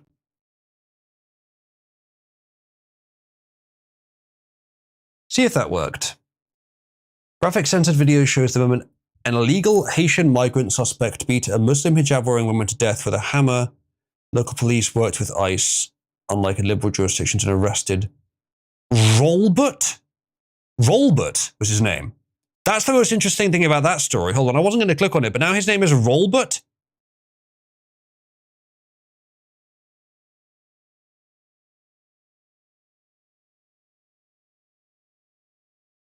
His name is Rolbert. Why? Why is his name Roll? Can someone explain this to me, please?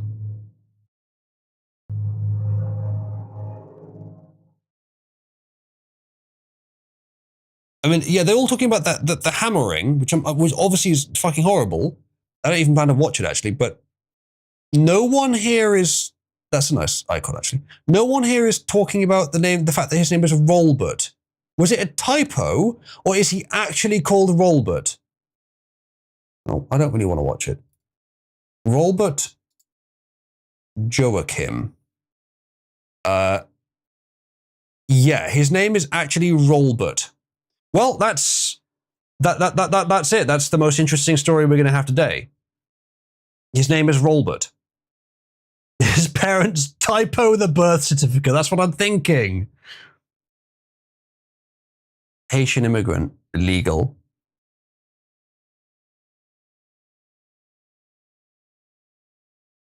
Yeah, his name is Rolbert. Why is his name Rolbert? Chat, who in Discord should we rename forcibly to Rolbert? Because obviously it has to be someone.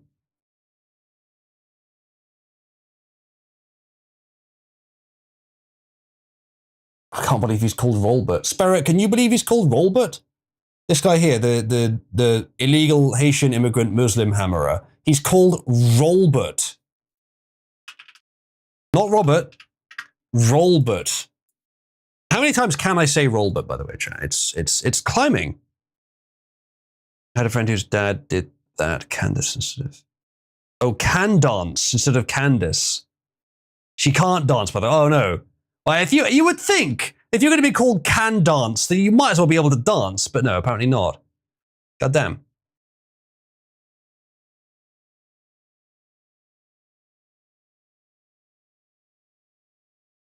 No. Candace isn't can dance. It's can dice. It just means that she's good at gambling. But it's Candace. I guess maybe both spellings are valid? Nigatory in spelling can never be accounted for, my friend. Is it originally Candice? Or was it originally Candace? I don't know.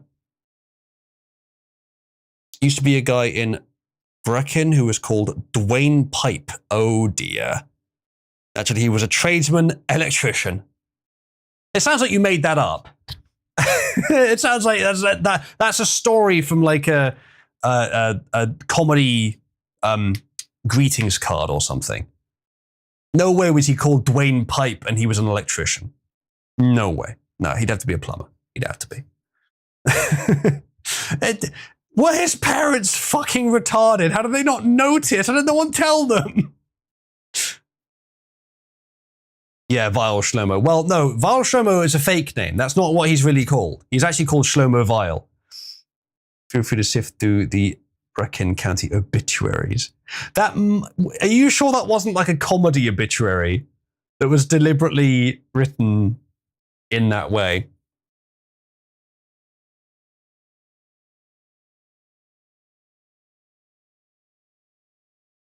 Very interesting, either way.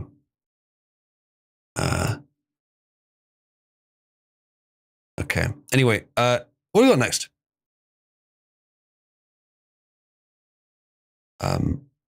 Okay. We've done enough Iran stuff for now. Okay, so Schrodinger's brat here on Twitter, I think, says girls should bring up astrology on a first date. Not because it's an accurate measure of compatibility, because it self-identifies men who are arrogant, condescending, and incapable of entertaining opinions they disagree with. Now, you might think my position would be anti-astrology, but actually, I have to say, I kind of see where she's coming from. This user responding says this is a bad take. Astrology ought to be a non-starter unless you are being facetious about it. Taking astrology seriously suggests that you are epistemically broken, possibly scientifically illiterate. No, actually. I think she's right. I think you're wrong, and I think she might have determined, in fact, that you are arrogant, condescending, and incapable of entertaining opinions you disagree with. Astrology is not a non-starter. It's mostly bollocks, but there is some truth to it. And I've suspected this for years, got some indications of it, and then I recommended that Aiden, who likes doing psychological, sociological research, look into it for a video, and she did, and it turns out, actually, yes, there is something to it. Not to the star sign stuff, but to when in the year you're born having an effect on your personality because of conditions that tend to occur in different seasons, doing something during pregnancy. And that would be the reason it happens. Yeah, there is some truth to it. Now, whether any of what is contained within the modern practice of astrology is valid, 99% of it is probably wrong, but there is a basis for it. which is probably why the practice hasn't died down. I mean, yeah, it's woman racism, but still, it probably would have taken a different form or disappeared completely if not for the fact that there is actually something to it. And that I take to be the indication that, yeah, what she's saying here does kind of make sense. It's not necessarily about how true it is either. It's about how open you are to considering ideas that seem wrong or that you disagree with. Because if you say to someone, what do you think of astrology? And they say, it's just bollocks. They're wrong. It's mostly bollocks, but it's a little bit true. And by assuming none of it's true, they have filtered themselves, demonstrated themselves to be someone that wouldn't accept the true part or would remove the possibility. So there you go. It makes hippie chicks easy to manipulate if you can deal with the smell. There is also that, yes. This is explains some amount of my philosophy as well, is that it's better to not jump to a conclusion than it is to jump to the wrong conclusion, even if that conclusion is mostly right. If it's partly wrong, you have a blind spot and you've taken action you shouldn't have taken. Now that doesn't apply if there's some reason to need to take action. If you've got some urgent situation, then you need to jump to a conclusion and do something about it. But if you don't need to, if it's an intellectual matter, jumping to a conclusion can look like strong, it can look confident, it can draw people to your side. But if you're interested primarily in the truth, then you should await information and assert only what can be asserted. With something like this, jumping to a conclusion would be a bad idea.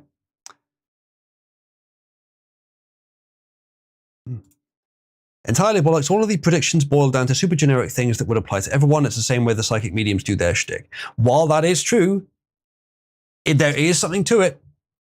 As far as Aidan determined with her research, there are variations according to month in personality, a month of birth.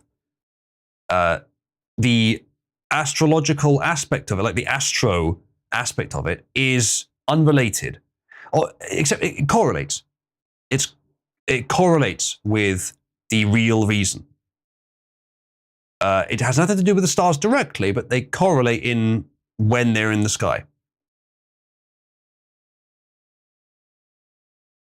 It's not that significant, but it is significant enough that it's not just noise, Achilles. I mean, that's what she claims anyway. I'm willing to believe her on that. So there you go. It is just noise. Oh, I'm not sure about that. Self-fulfilling prophecy, Jupiter meets blah, blah, blah, so people act like it does. That's also possibly true, which is not the thing that Aidan was, her research revealed. If it was just that, then I expect would have been revealed by the studies. Although, maybe she hadn't considered that. I doubt she didn't consider it, but maybe she didn't. Jupiter is currently in Cancer, apparently. Well, I hope it gets well soon. Anyway, let's move on. Finland tracked every gender-referred adolescent in the country for up to 25 years. Their psychiatric needs didn't improve after gender reassignment. They surged. A landmark peer-reviewed study just dropped, and here's what it found. Thread. We'll go into the thread in a second, but brief opening to this. You have to be careful with stuff like this, because there's all kinds of other factors involved. The left will say it's because they get bullied when they become trans. And that is, like, at first glance, without any evidence or personal experience, you might think plausible. I think over time, it becomes clearer that no, that's not it. The nature of what they do and how they act, the way society arbitrarily supports them, the fact that they surround themselves with people that don't bully them and actually reinforce the behavior, the fact the medical establishment reinforces it too, all this stuff makes it pretty likely that it's not due to bullying on the internet. The fact they only go to places where they don't encounter that bullying and they censor actively to prevent it, and the fact that the narrative would support censorship to save the lives of these people as well. That's not the reason. I think it's pretty clear that's not the reason. But you got to be careful with these factors. Either way, the reason is more likely because of regret. Set them up for a situation where they're worse off than they were before, but constantly being reinforced to think that they're better off. Just reading that study in terms of true science's methodology is sound. Fair enough. Let's have a look. We're not going to read the whole study, but we'll read the thread summarizing its findings. She says, I assume she, or no, not she, he. Profile picture looks a bit female. On topic, I suppose. The study published this week in Acta Pediatrica was led by Professor Ritakirtu Kaltiala of Tampere University Hospital. That sounds like a fake name. It is, in fact, a Finnish name. Kaltiala has run Finland's youth gender clinic since 2011. She also served on the UK's CAS Review Advisory Board. Finland centralizes all gender identity assessments to 2 university hospitals. Because health register reporting is mandatory and patients cannot opt out, the dataset captured the complete fate of every gender-referred adolescent in the country from 1986 to 2019. The cohort of 2,083 individuals was compared against 16,643 matched population controls. Follow-up ran for 25 years. This is not a small study with convenient dropouts, it's the full national picture. Among those who underwent medical gender reassignment, the increase was stark. Feminizing procedures, psychiatric morbidity rose from 9.8 to 60.7%. Psychiatric morbidity, so I assume that means people that died due to medical conditions, due to mental conditions, from 9.8% to 60.7%. Masculinizing procedures from 21.6% to 54.5%. The procedures did not resolve the distress. After adjusting for prior psychiatric history, all gender-referred adolescents, whether or not they had undergone procedures, faced similarly elevated ongoing risk. Approximately 5 times higher than male controls, 3 times higher than female controls. The authors noted plainly, in some individuals, the medical procedures appear to be linked to deterioration in mental health. That's one way of putting it. This is a peer-reviewed journal. This is the lead clinician of Finland's National Gender Clinic. These are her words. The study also found that those referred after 2010, when Finland saw a 10-fold referral surge, arrived with far greater pre-existing psychiatric needs. 47.9% had already required specialist psychiatric treatment before their first clinic contact. Among matched controls in the same period, that figure was 15.3%. The authors suggest the pattern may indicate that for some adolescents, mental health difficulties are presenting as concerns about gender identity, not the reverse. So to say that again, mental health difficulties in general are presenting as gender identity concerns, not the other way around.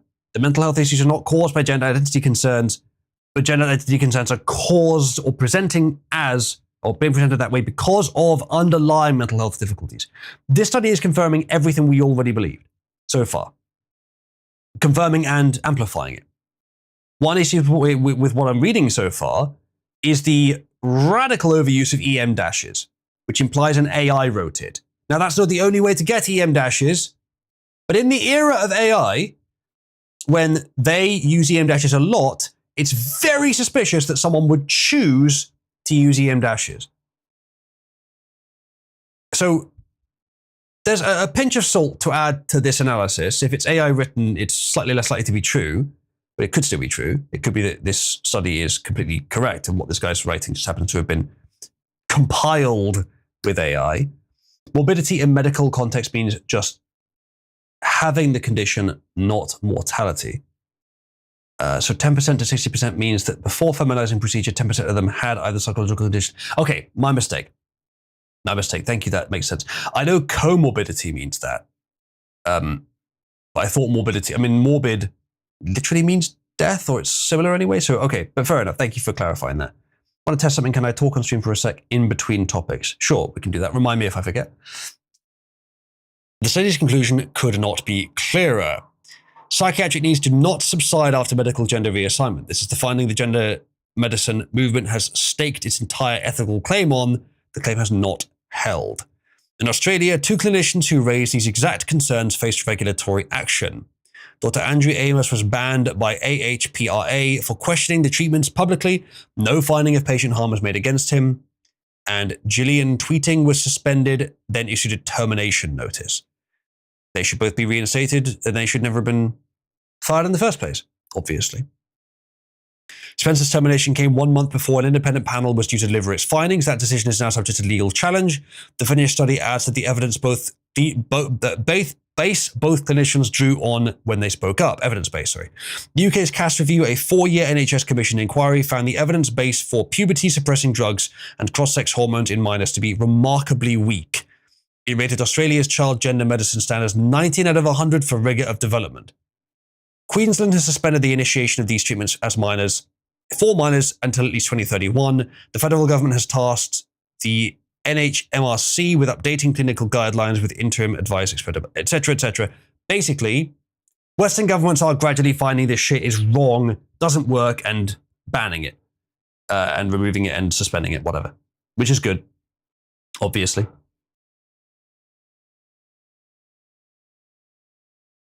So yeah, yet more evidence to add to the existing pile, it looks like, which is good.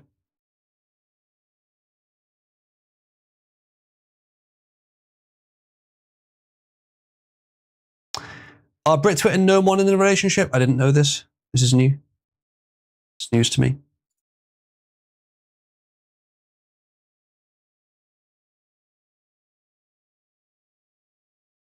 Okay. Right, we shall move on from this story.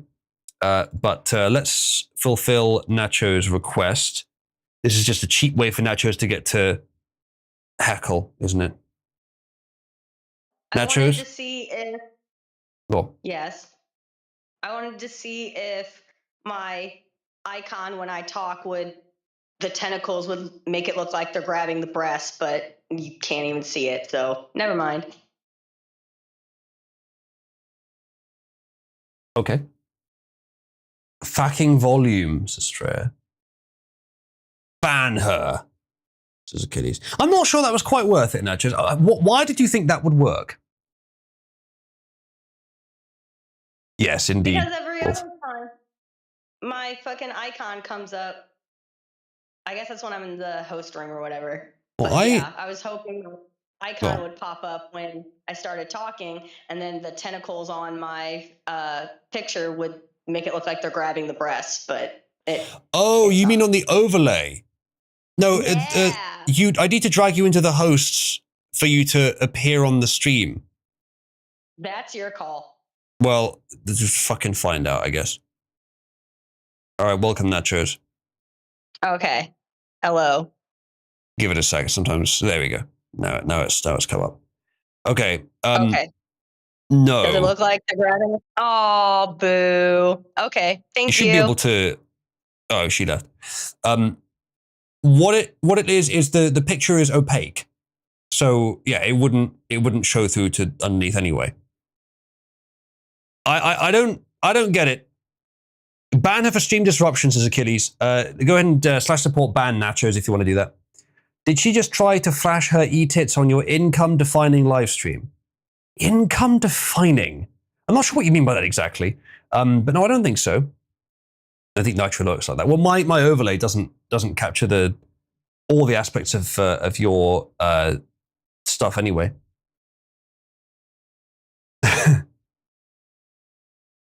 Okay.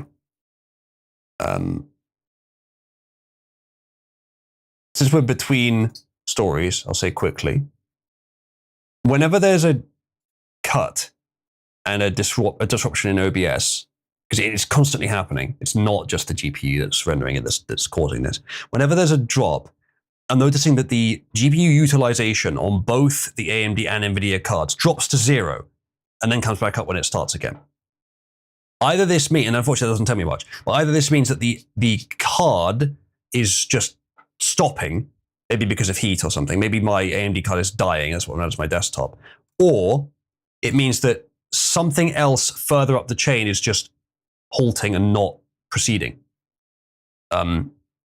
This was not happening on Wayland, but it does happen on X11. But it wasn't happening on X11 for the first couple of weeks that I used it. And it started happening recently. So it could be that something in X11 builds up gradually over time and gets to the point whatever that thing is, where it just can't handle all this stuff happening at once. And that if I restart every week, it won't happen anymore. So an X11 problem, basically, that I can't avoid and that will fuck with me no matter what I do. And that's a switch over to Wayland, which has a bunch of other problems. So, yay. Have you tried asserting dominance over OBS by fucking its wife? Well, I could follow the pattern that I've been proceeding with for a larger number of people in Cabal and start dating their mother.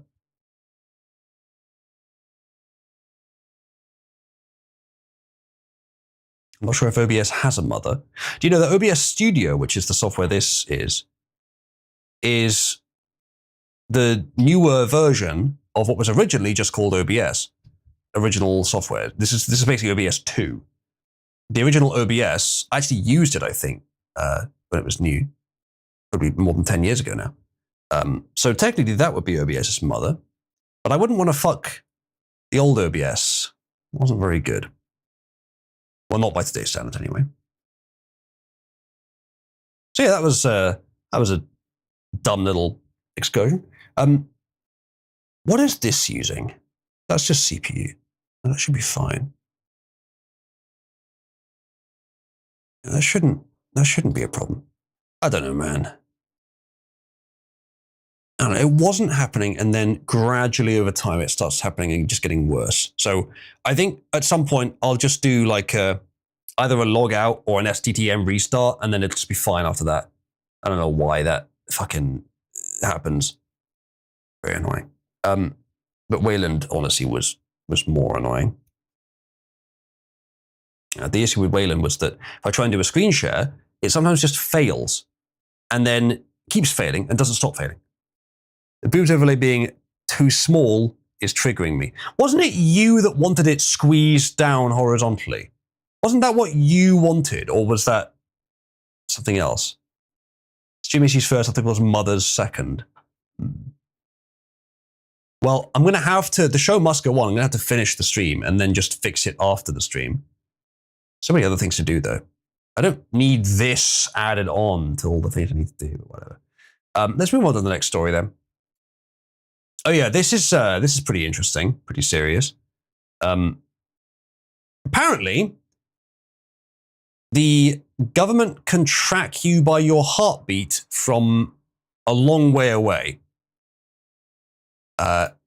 This guy says, a secret AI tool called Ghost Murmur. Let's just watch the press release, shall we? As an agency, the CIA possesses unique capabilities that only the president can deploy. Some of these capabilities fall under covert action authorities. And because covert means exactly that, I'm not going to be able to tell you everything that you want to know. At the president's direction, we deployed both human assets and exquisite technologies that no other intelligence service in the world possesses to a daunting challenge, comparable to hunting for a single grain of sand in the middle of a desert. This was also a race against the clock, as it was critical that we locate the downed aviator as quickly as possible, while at the same time keeping our enemies misdirected. For that reason, in addition to the human and technical assets deployed by the president to find our airman, CIA executed a deception campaign to confuse the Iranians who were desperately hunting for our airmen. On Saturday morning, we achieved our primary objective by finding and providing confirmation that one of America's best and bravest was alive and concealed in a mountain crevice, still invisible to the enemy, but not to the CIA. That confirmation was relayed by Secretary Hegseth to the president, and the operation quickly moved to the execution phase.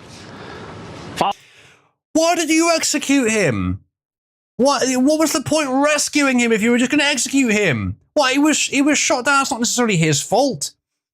I'm kidding, but that was a poor wording. Following the successful exfiltration on Saturday night, our intelligence reflects that the Iranians were embarrassed and ultimately humiliated by the success of this audacious rescue mission. That should be the default.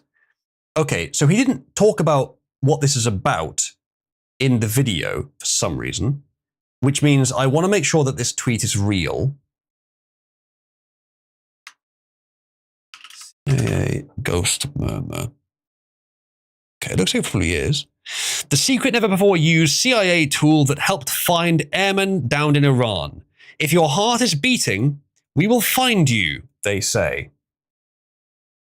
The CIA used a futuristic new tool called Ghost Murmur to find and rescue the second American airman who was shot down in southern Iran, the Post has learned. The secret technology uses long-range quantum magnetometry.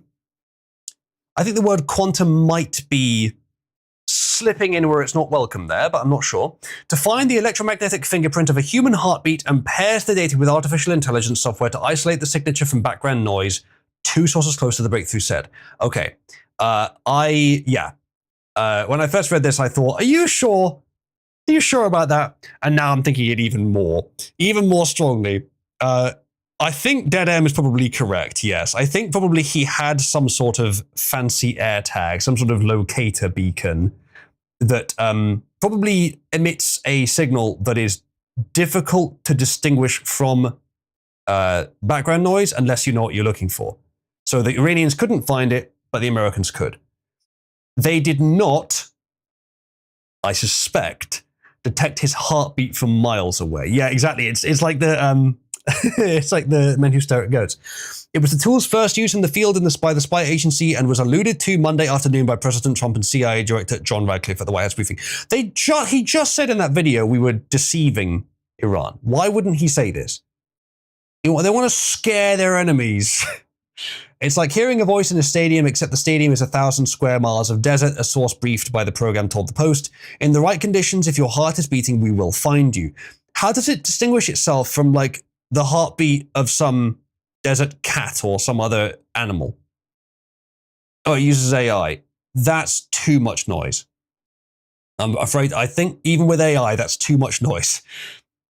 Like the fluctuations in air caused by a heartbeat, I don't think they're detectable from ambient, even by an AI, if they're like a meter away, let alone miles away, through open desert with wind blowing all over the place. I doubt it. I really doubt it. Now, the danger is if the CIA are just lying about this to try and scare their opponents, well, are we going to get a situation? Probably not. We're going to be in a situation like when the Russians said, hey, look at this cool jet we've got. It's got all these capabilities. And then the US panicked and built a jet that was like much better than even the fake version that the Russians said they had. And then it turned out the Russians didn't have that. Are we going to find the reverse here, where now that the US has said they've got this, someone else is going to develop it? Well, probably not. Okay, what's the range on that Mofaku?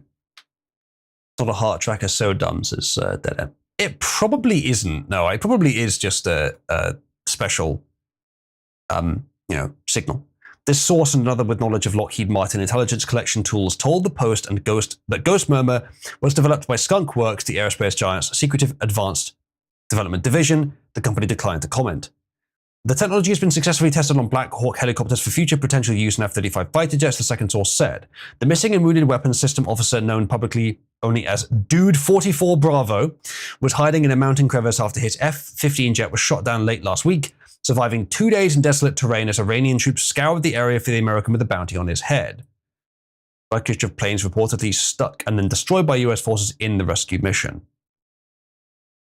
Iranian authorities failed to find the US airman before the CIA. The relatively barren landscape made for an ideal first operational use of Ghost Murmur, the first source said. The name is deliberate. Murmur is a clinical term for a heart rhythm. Ghost refers to finding someone who, well, the name does not need to be explained. Was it an F-35 that was shot down? That's not an F-35, is it? That's a different kind of plane. Or was it a different kind that was shot down? F-15E. Isn't that pretty old? Or were they using one of those? I don't know. Maybe it's just because it's cheaper. It was about as clean an environment as you could ask for because of lower EM interference, almost no competing human signatures, and at night the thermal contrast between a living body and the desert floor. It's like thermal exists.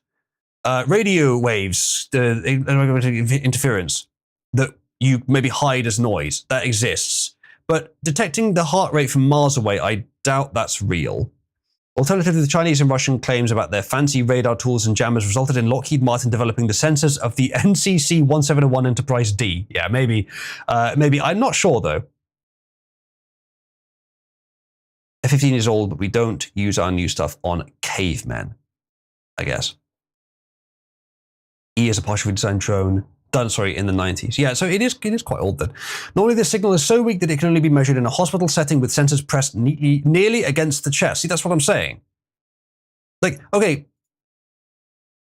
people have this perception, and I think even the Star Trek writers, as you mentioned it, have this perception, and I'm sure many realize this is the case. Maybe even the writers would have done if they thought about it, but had this perception that if your sensors get stronger, they just sort of they can just reach out and detect things. They can just reach out into the environment and see things themselves. But that's not how sensors work. Like if it's an active sensor, maybe. But then you've got to throw something into the environment and see what bounces back. If that's what they're doing here, that's not what it sounds like they're doing here. If they're throwing something into the environment and seeing if it bounces off a heart, then that's how radar works. You bounce it off something and see what comes back. That's not what they're describing here. What they're describing here is a passive sensor where the thing itself has to emit the thing that you can then detect.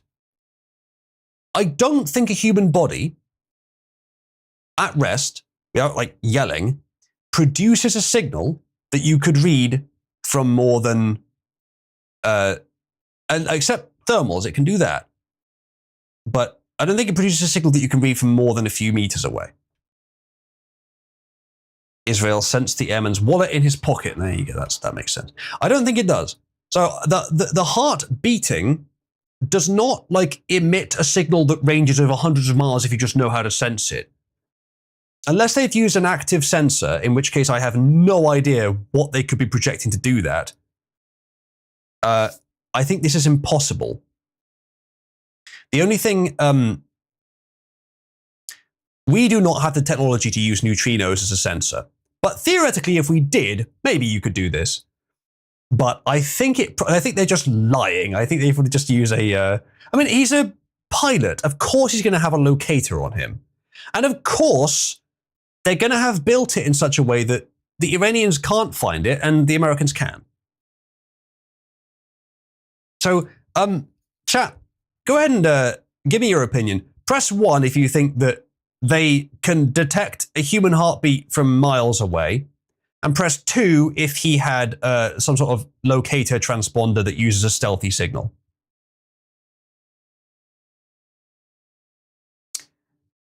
I think 2. I think this is probably bollocks. The fact they put quantum in the name, I think, doesn't help. Let's read what this commenter on Twitter said about it, though, because I think he said some interesting things. Detects your heartbeat from 40 miles away using an AI. I don't think it does. Not your phone, not a tracker, not a radio signal, he says. Your heartbeat. I doubt it. It uses sensors built from synthetic diamonds to lock onto the... synthetic diamonds are not, putting it in there doesn't make it, oh, well, that makes sense now. No, synthetic diamonds are quite common. They've existed for decades.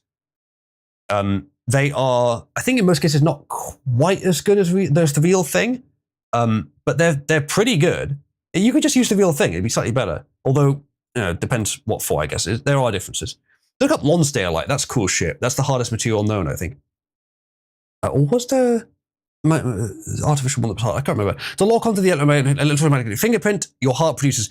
Your heart does not emit electromagnetic radiation. As far as all my understanding of science goes, it does not emit electromagnetic radiation.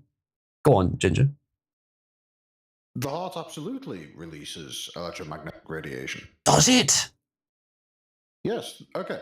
Whenever you have an electric current traveling through any medium, that medium inherently produces eddy currents. They would be incredibly tiny, but it would be detectable if you had bullshit technology, which I'm personally of the opinion that the US probably has bullshit technology. You seem to think this is a lot more plausible than it sounds to me. We do it with quantum device which measures tiny magnetic fields, but not miles away, says Pug. You think the quantum device? What do you mean by quantum in this case, Pug? So the false positives thing you mentioned, Ginger, that would be the part they're correcting for with AI. Most likely, yes. ECG measures. I don't know, Revlon. I wouldn't have assumed that it was measuring electromagnetic radiation, though. That's absolutely what it measures. Okay. I didn't know that. That's interesting. Okay, never mind. Heart produces every single beat, then pairs it with an AI to filter that one signal from 1,000 square miles of noise. Last week, a wounded American pilot was hiding in a mountain crevice in Iran. No phone, no tracker, nowhere to call for help. America found him anyway from the sky by listening to his chest. Nobody mentioned the most important detail. This is Ghost Mobile's first operational use. It's been sitting classified for years, tested, ready, waiting. They didn't reveal it to impress you. They revealed it because the rescue was already public. Every technology a government admits to is one they've already moved past. Your heart's been broadcasting your location your entire life. Someone just built the receiver. That's a fair point. They might have used it for other things you might not know. It's pretty serious, but if it's real, that is. ECG uses electrodes. What else would electrodes? I don't know. I don't know much about ECG. I don't think I've ever had one. Okay. That's interesting. Mafaku is showing a graphic that implies that you can read a heartbeat through a wall. That's not from miles away, but I guess you could increase the range and, as was mentioned, just filter it out with AI. Do the wall human heartbeat detection using... Okay. All right, fair enough. Let's... I want to ask Grok if it knows anything more about this. Because what you guys are saying does sound kind of plausible. Is it Ghost Murmur scientifically plausible? Not saying that this is my authority on the matter. I won't treat it as one necessarily, but combined with what you guys are saying now, all this research you're linking, it would definitely help. A reported classified CIA technology that allegedly detects the faint electromagnetic signature of a human heartbeat over long distances. Claims go up to about 40 miles in ideal conditions to locate hidden or ghosted individuals such as a downed USM, and etc., etc. The system supposedly combines quantum magnetometry using highly sensitive sensors based on nitrogen vacancy centers in synthetic diamonds. These exploit quantum properties to detect extremely weak magnetic fields. Okay, that sounds more plausible than what was said in the other contexts, actually. AI signal processing to isolate the specific electromagnetic fingerprint of a heartbeat from background noise. Okay, so I guess the way this would work is the synthetic diamond with the nitrogen vacancy is just the most sensitive detector of magnetic fields that we can build, so that it can detect even these extremely weak magnetic fields generated by the human body from a long way away. Still, 40 miles sounds a bit much.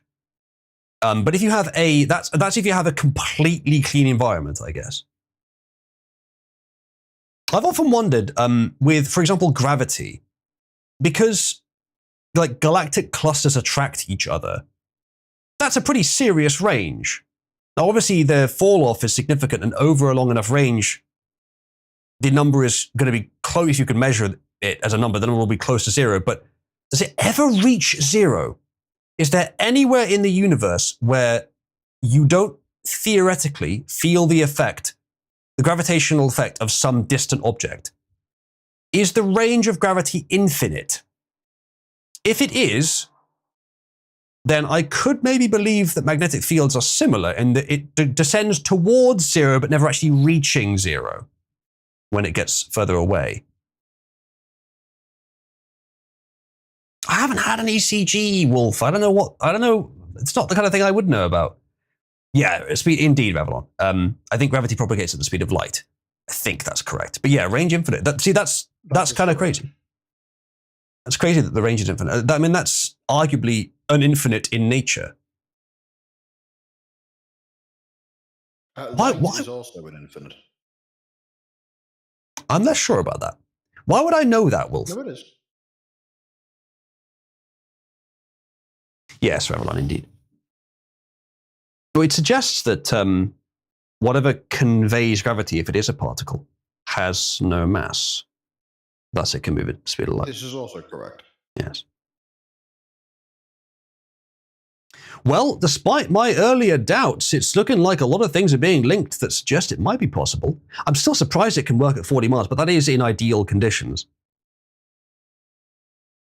It says, in theory, every heartbeat generates a tiny biomagnetic field via electrical activity in the heart muscle, which can be measured close up in medical settings through magnetocardiography, MCG. The leap here is scaling that to long-range field operational use in low-interference environments like a desert at night. Scientific plausibility. The fundamentals are real, but the scale is highly questionable, it says.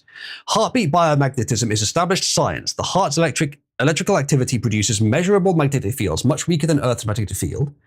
Lab-based MCG exists and is used in research for non-contact heart monitoring. NV Center diamond sensors are a real cutting-edge technology. So, I mean, technically it is quantum. Apparently, they are among the most sensitive magnetometers available and have demonstrated detection of very weak fields in controlled lab conditions, often at centimeter scales or in shielded setups. Quantum magnetometry advances. Research has improved sensitivity dramatically in recent years. AI can indeed help with noise reduction and pattern recognition in complex signals. Practical limits. Why did the US admit this if it is real, by the way? Magnetic fields from a heartbeat drop off extremely rapidly with distance following the inverse cube law for dipole fields. It's sort of what I was saying before, more eloquently put, but kind of what I was saying before. It would drop off rapidly, but never quite to zero. What is detectable a few centimeters away in a hospital becomes vanishingly small, buried in noise at meters, let alone kilometers. Experts, including physicists like Sadim Hossenfelder, is that the YouTuber? Have called long-range claims insane or defying publicly known physics, noting that lab demonstrations don't translate easily to real-world unshielded long-distance operation. Background noise from electronics, geology, other people, vehicles, etc. would overwhelm the signal in most environments. Surely that they're over enough range, there's minerals that would emit. I don't know, maybe not, but Earth's field or other fluctuations, surely there'd be enough. The thing is, probably what they're doing here is they're not just like, there it is. Probably what they're doing is they're generating a bunch of places to look where the signal is slightly stronger, and they've got like a 1% tendency towards nailing it, rather than assuming 0% is random. You just need slightly better than random to get an edge. Because it's for locating people, not for annihilation of the enemy, so there's little danger in admitting it. I guess so. It still could be a technical disadvantage for them to know that, though.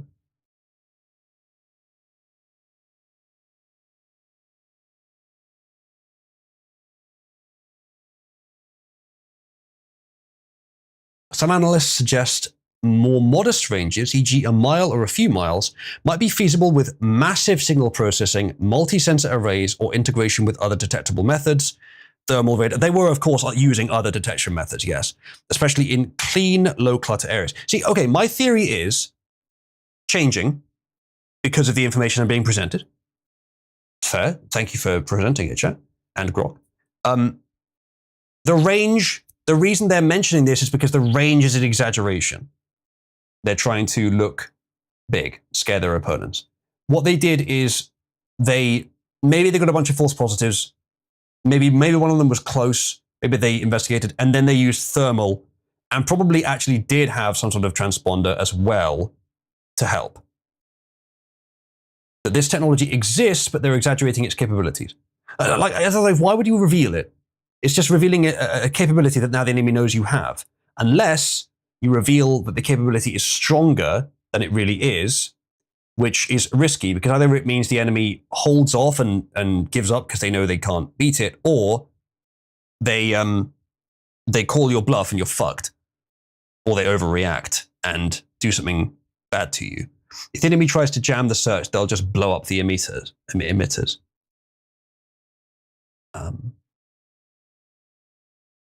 you mean by that?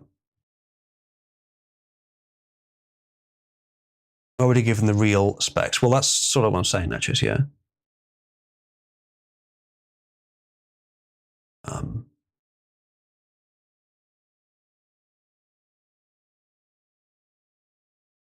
Maybe they're revealing it because someone wants to commercialize it. But I don't know. If the enemy tries to prevent the use of this tech by creating noise with EM emitters. Oh, I see. Yeah. Oh, blow up as in like raise the volume. Yeah. That would be easy. The thing is, if you just had Iranian military forces in the area, I don't think it would just show up as, oh, there's a big hot spot of noise. That's where the Iranians are. It might show up. It might just disrupt any other noise in the area. I mean, I know roughly how waves interact with each other when they're from different directions. You can still detect even a very small wave among a very big wave, I think. If you have sensitive enough detectors, they would need US military funding to even have a chance at that. Thought occurs, if this exists, the civilian applications are incredible. This would be fantastic for monitoring care homes and the elderly who often suffer heart attacks and strokes without any help being around. Ignoring the dystopian psychopath surveillance involved, of course. Yes, the dystopian implications are, of course, real. But you're right, like many dystopian technologies, it could be used for a lot of good. Spying people in their homes, yeah.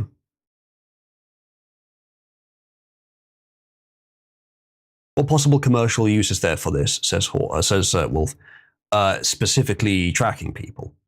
Maybe against their will. Maybe it would be illegal. Maybe it won't be for long. Yeah.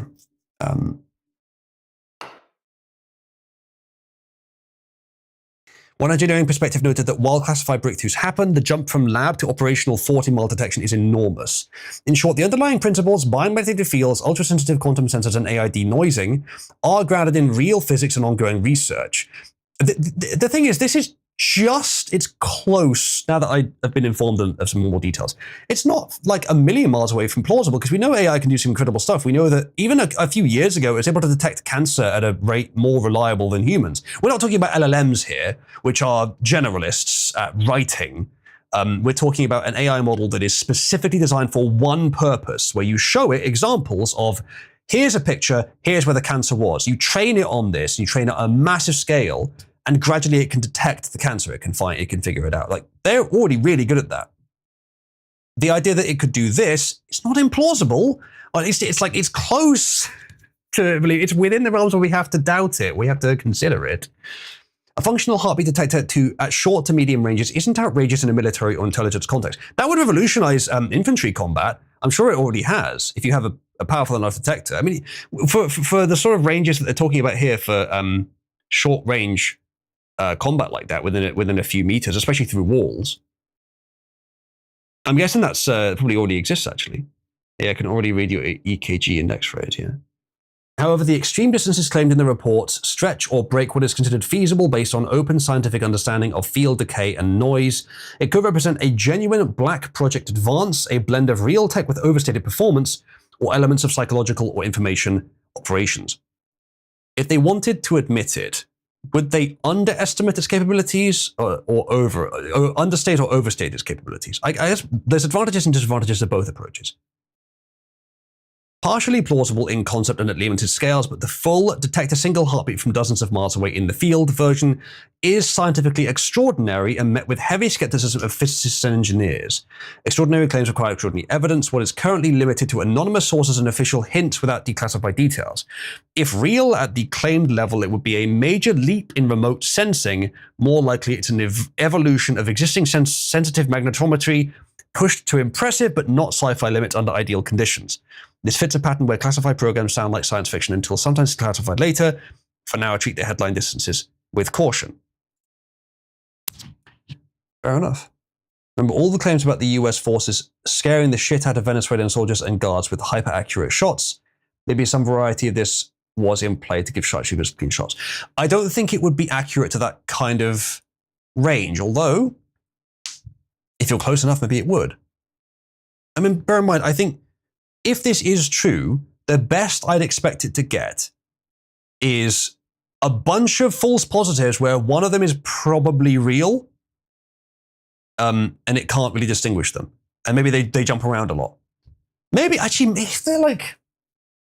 No, because there will be the occasional other source or stray wave. I don't know. Maybe with enough processing you could do it. Because like we're talking about... if you're also processing across time, not just across space, we're talking about a signal which produces a reliable pattern of activity. And a fairly unique one as well. So even if you had other signals in there, they might initially show up, but then over time, they could be filtered out. If you had something sensitive enough, maybe you could do this, actually. Yeah, indeed, Wolf. And it's becoming a bit more believable, chat, as I think more about it. Yeah, as Britwit says that we give an overall position, but I do think... I don't know exactly the scale of interference available, but honestly, if you need more than one sensor, you need them... You wouldn't even need them to be directionally, like naturally directed. You just need to have more than one and then change, like detect the difference in when they detect the signal, and you can triangulate it easily. You need, maybe three of these in a little cluster. It'd be extremely sensitive, but if they are extremely sensitive and they can pick up something that's that weak, it would look like noise, but gradually you could filter out a pattern that aligns with a human heartbeat. This maybe is plausible, actually. Revlon says there is a helmet prototype in the works that gives real-time vision enhancement based on networked sensors that allows the wearer to get target detection and designation through walls. I think I'd heard of that. Yeah, it probably uses the same tech. Now, I can believe, especially now with things I've learned from what you guys are saying, that could work through walls at short range. It's harder to believe at long range. But as I said, the waves that come from different directions, they interfere somewhat, but they don't cancel each other out. And as long as you've got the ability to triangulate the signal and you're trying to detect the unique pattern over time, you could completely filter out, or not filter out, but like triangulate the origin of each source.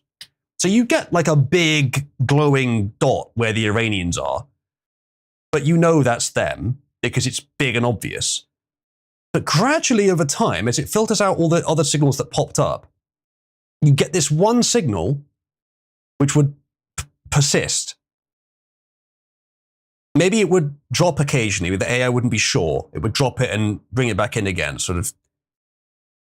It would be unsure, but it would be more sure than any other signal on the map. Like if there's a goat or a farmer, they would pop up as well, no problem at all. They'd be there. But that significantly narrows down the areas to check. Just check near the plane. Most likely the nearest signal to the plane is it. If the plane's on fire, that would produce enough. That would produce, especially on fire, or maybe not even, that would produce a lot of interference as well. So if they're coming from roughly the same direction, but then I think you'd need triangulating sensors at multiple locations in the area, because you need the signal to be coming, to not just like interfere with other nearby sources. I mean, even then, with enough time and filtering, maybe you could isolate them as separate things. Isn't Superman vision stuff, but stuff like indicators of rough direction, line up a shot on a hallway that the detectives say signatures are heading to be in the dark, advanced warning rather than wall hacks. I think thermals would be better for that. Oh, so you mean line up when they're behind a wall, not just dark? Yeah, yeah, I guess so. I think wasn't there that thing that we covered maybe 6 months ago where it just had a bunch of different tech that basically gave soldiers ESP, see through walls. I think it had a camera over one eye or something like that. But yeah, that could definitely work. And I'm pretty sure heartbeat sensors at short range have existed. I know there's the sort of meme about that VTuber Fruit, where you had one heartbeat and then she's on there, and you can see another one in the cupboard. because of that thing where she apparently cheated on a military husband while he was deployed, apparently. So they exist, but that's really short range. I don't know what technology I assumed that would be using, but I certainly know now which one it's more likely to be. Like I said, sounds to me like something that a car battery hooked up to a player running an array of hundreds of tiny little speakers running 3 or 5 volts mimicking heartbeats could easily confuse. Yes, you could definitely confuse us if you wanted to. And now that they've revealed they have this technology, you'd need to get these generators deployed, and all it does is add more hotspots to check. Now your machine's got to identify hundreds of these things using randomized heartbeat patterns that just run on loops for hours, for days at a time without anyone ever checking on them. Yeah. That's the problem. If you've got the resources to deploy them, you can render this technology less useful, but it would still be useful. You'd still be able to use it. Anti-Wheel Project, yeah, that was the one. It networks to sensors in the area. There's a bunch of different detectors that scan the building from outside, connects to the helmets, and the helmet visualizes the data into a useful form for the soldier. Yeah, that sounds about right, yeah. Okay.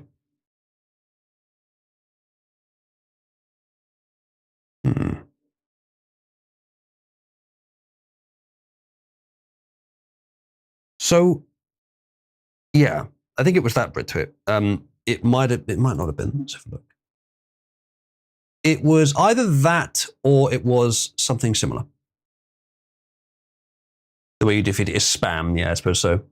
Then we'll have to scatter cyborg hearts around the battlefield. Yeah, basically. But now that they know the US has that technology, that's what they'll do.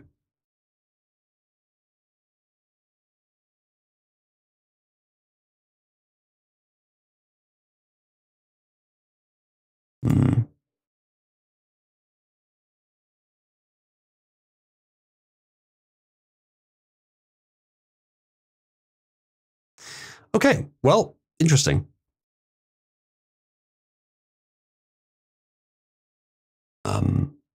Okay, good. Right, let's go on to the next story, I guess. I'm going to take a quick break, chat.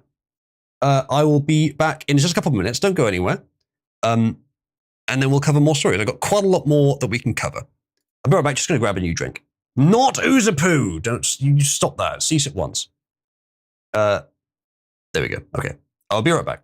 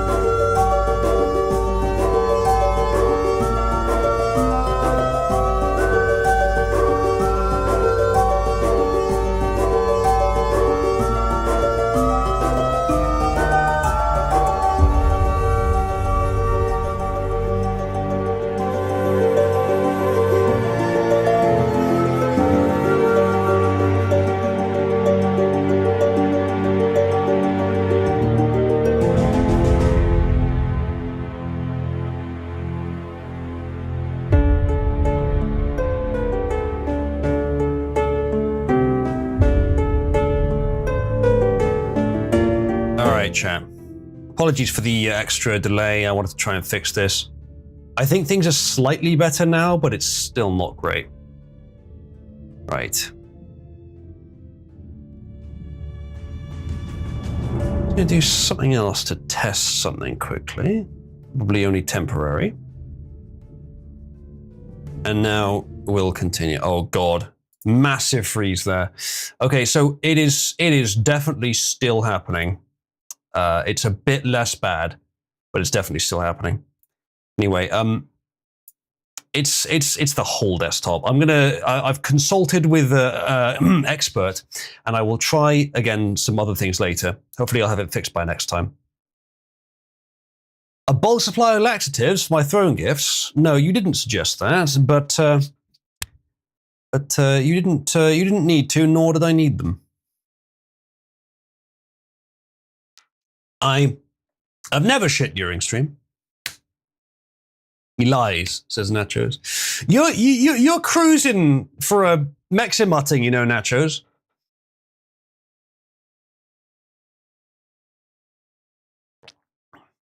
That is so much worse. I checked the GPU temps.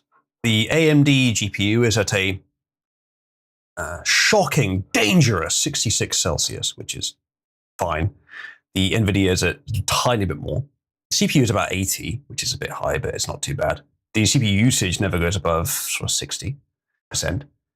GPU utilization on both GPUs it never goes above about 85%. And so my theory is it's some sort of build up in X11 that's causing it to just freeze up, because X11 is kind of old. Some weird incompatibility, something that's going to be very, very hard to find and solve. But maybe I can find some sort of solution other than just having to restart it every now and again, which would probably help if it's some weird build-up. Should I start working on Meximut profile pic? That's up to you, Nachos.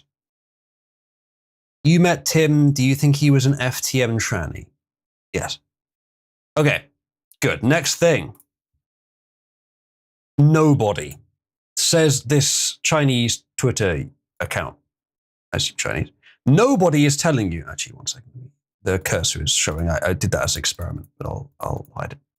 Nobody is telling you how fucked this ceasefire situation actually is right now, he said. Now, I don't know who this guy is. Maybe you know more about him than I do.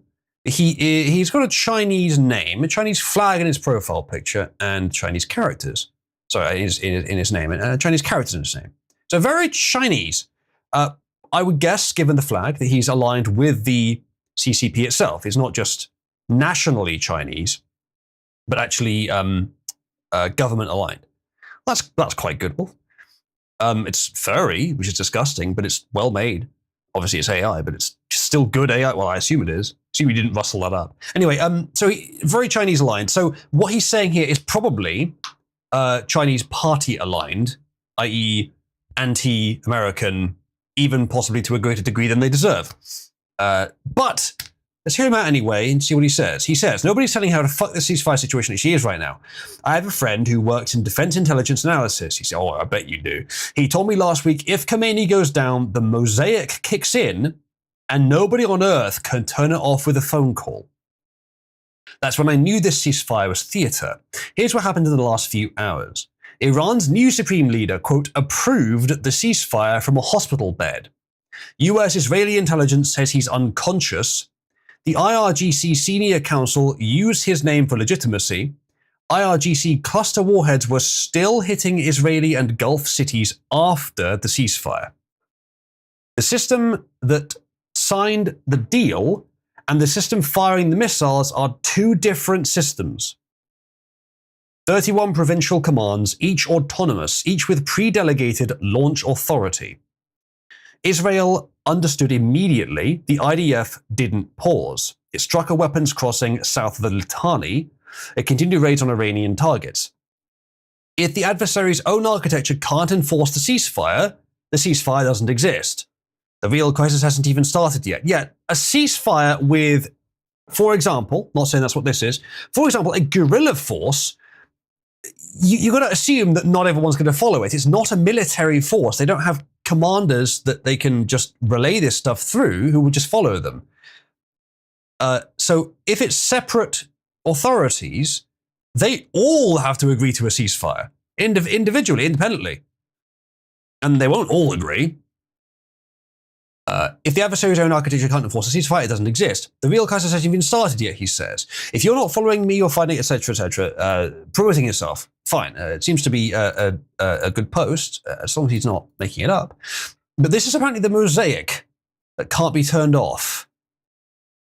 I don't believe this is AI, but this is apparently the different regions. Now, this is a good idea.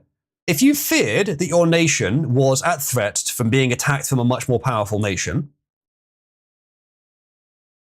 what would be the most annoying thing for them to deal with? They try to behead your nation's command structure by killing off your leaders. Well, it doesn't matter. Each region has its own command structure and they will all mess with you separately, individually. And you can't reach them and you can't get a ceasefire. It's an attempt at sort of a, like as it says, can't be turned off. You can't make peace with, 40 different regions at once.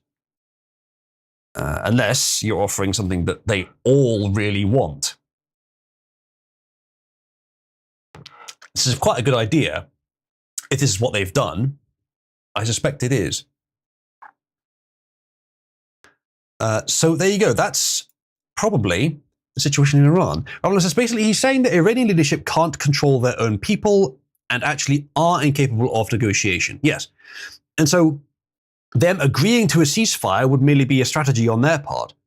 They know that it won't happen, but then maybe Trump also knows it won't happen, as we saw at the beginning of the stream, where the idea was, of the meme, that he'd set up and agree to the ceasefire specifically because he knew they wouldn't be able to maintain it, so that he'd get Casus Belli to attack them harder. So the Iranians, maybe, know that the ceasefire, they'll never be able to enforce it, the Iranian leader, because it's all mosaicked now. Trump knows he doesn't care, he doesn't need them to. He's got his own reasons for doing it. So they're both going into this ceasefire with an ulterior motive. Not just a little one, an entirely ulterior motive. Maybe neither of them knows the other's ulterior motive. More likely both are at least somewhat aware of the other one's motive. But it fits both their preferences to at least say they're going in for it. Then again, the Iranian motive assumes the US doesn't, assumes they don't know. Well, it assumes the US is acting in good faith, even if they're maybe not. If you wanted to give the US justification to glass the entire area, that's it. Well, if the leadership is dead, they may figure, we don't really care what happens to the people. We just want America to be punished. And if they have to nuke the area, well, people are not going to be happy with them. The surrounding Arab countries, for example, who right now probably feel a mixture of some annoyance that this is happening, but mostly pissed off at Iran for attacking them for no reason, just to drag them into it. And there's nuking in the vicinity of Russia and China, and potentially destroying infrastructure that America could otherwise use. All of this stuff is stuff they wouldn't enjoy. Now, the US could probably do it, and they wouldn't suffer too badly, but it would be somewhat painful to do so. Damn it, now I'm hungry, Pug. I actually was hungry before I started the stream. I should get something when I finish. Maybe after the stream we could continue with Stigglegiz at long last. It's been a while, and I can eat something then. Yeah, we'll figure that out. Anyway, this is probably what's happening. So the situation in Iran, don't expect peace. If the US, I doubt you can expect stability. I doubt you can. True, Nachos. It's actually it's not too late for that. Someone could if they wanted to. You'd have to get Aiden to do it though. I'm not giving any of you, the rest of you, my address. Winner for Nachos' new profile pic. Which one? Oh, the Chihuahua. That's mean. It's demeaning to Nachos. Chat, press 1 if you'd never be demeaning to Nachos. Is she up? I don't know. There are a few people on Discord where their online or offline status is actually quite indicative of whether they're there or not, whether it's quite reliable for that. Some people it's random or it's always offline and you can't tell. That's fine. That's their business. But with Aiden, it's actually quite reliable. If she's marked online, she's probably at her PC. It doesn't mean she'll necessarily see or read or respond to your message, but it means she probably is at her PC.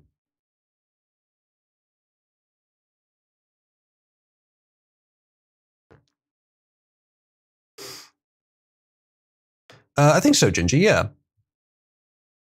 Okay, good. We've covered that story, I think. That's just something to be aware of. Don't expect peace in Iran. Not that you were anyway, but like, as long as this is the case, Iran's going to be chaos. Possibly could even balkanize, but I wouldn't put that as particularly likely. I think they'll just be very fucking angry. They'll make the US's goals very difficult to achieve. They're not impossible.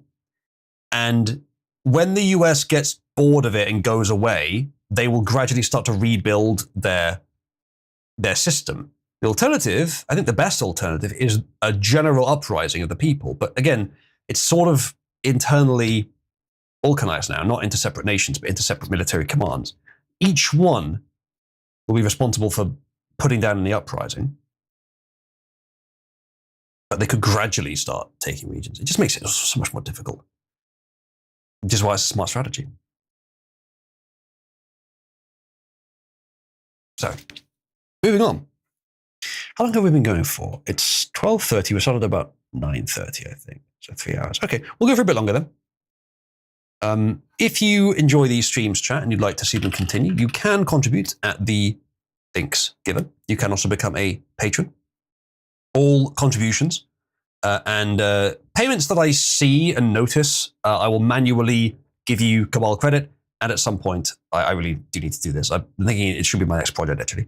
I set up automatic Cabal credit granting for patronage, particularly, but also for stream elements. So if you want to contribute, that's very much appreciated. You can use it on the leaderboard, which can have various effects during the stream. As you can see, the comedy breasts that I'm wearing here are on there because tits overlay is high on the board. You can get rid of them or replace them with something else, as well as the tits in the background, using the Cabal Aid system.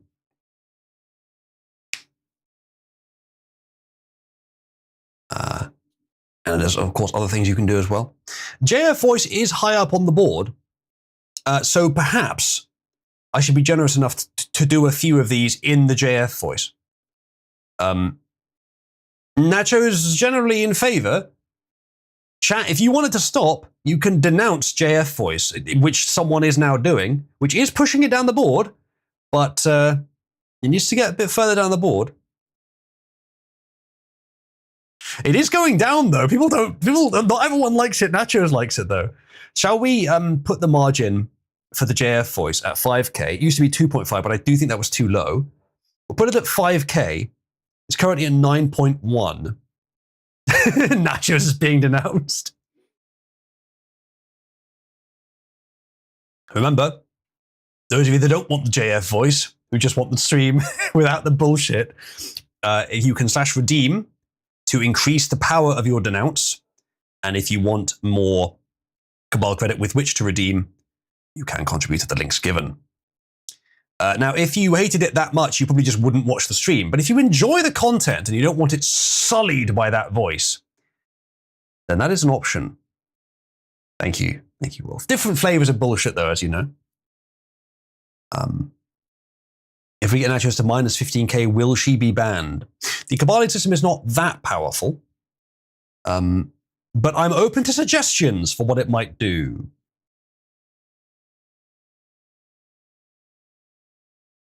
Right.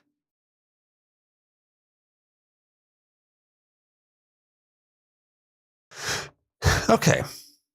Let's see what we've got next. Breaking. Or I suppose, actually, no, we're doing... Hello, Lady Cabal. Breaking news.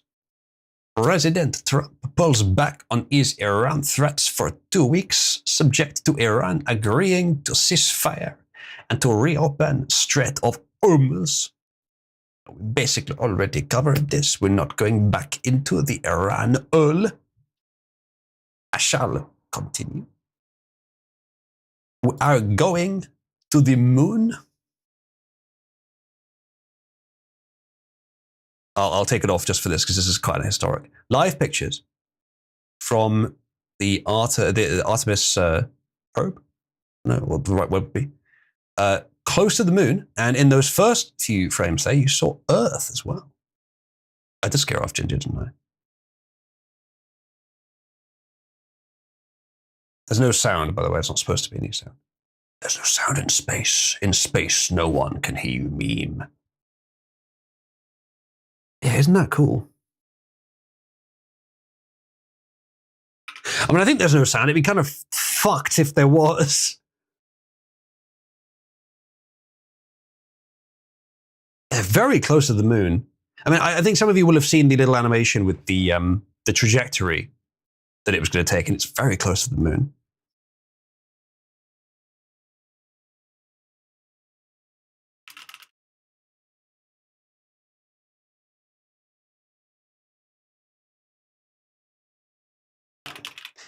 All right.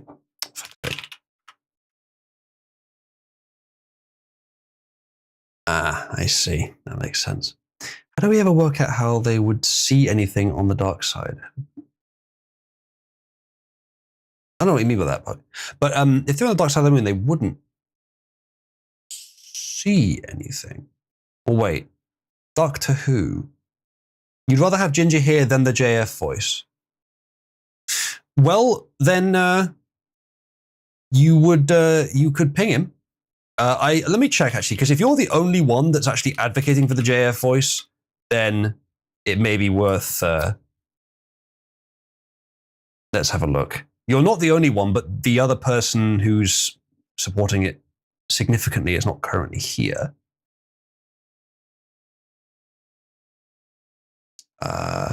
You are the main supporter of it. You're the only major supporter of it who is here. So I shall therefore drop it.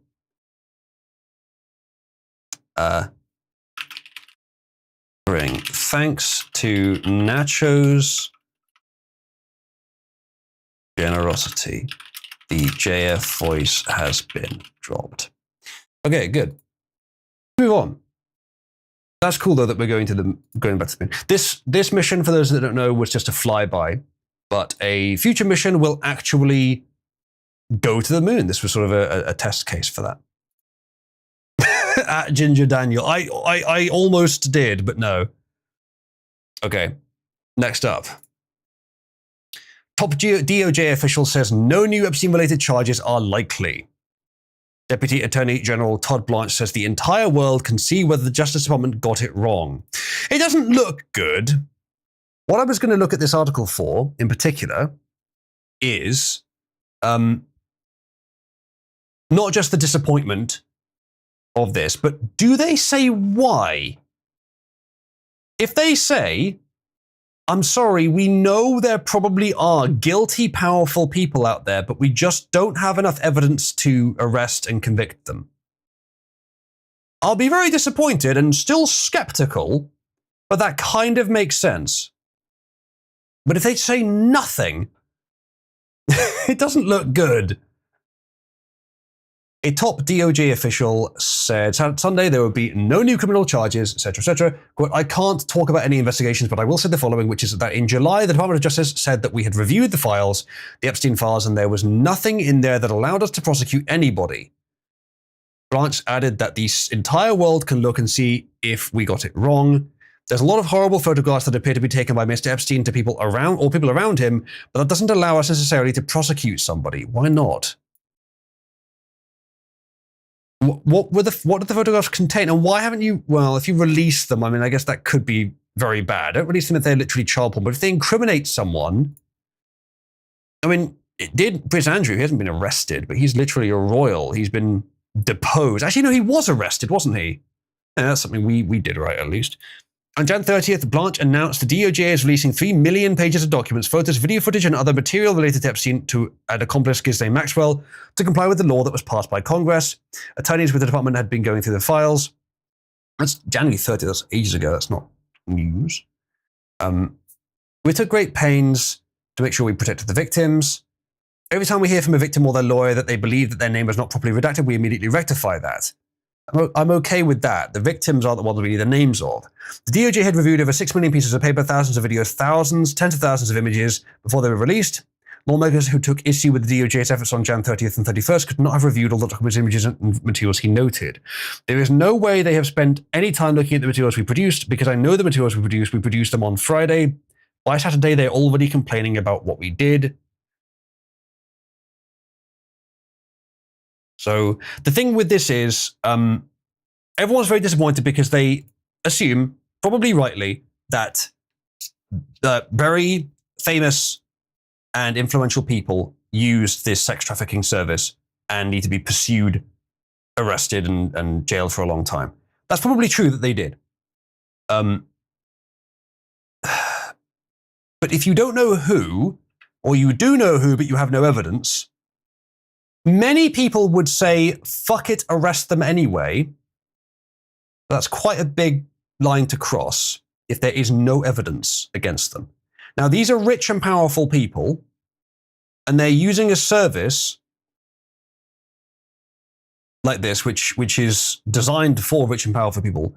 It would make sense that there wouldn't be a lot of evidence kept that could fall into the wrong hands. The question is, if the CIA were involved with Epstein, which there is some indication of, then this whole thing is probably a cover-up. Because they probably did have the blackmail material themselves. Now, it's not certainly, but probably. If the CIA were not involved with Epstein, but Mossad were, then you can't trust Mossad.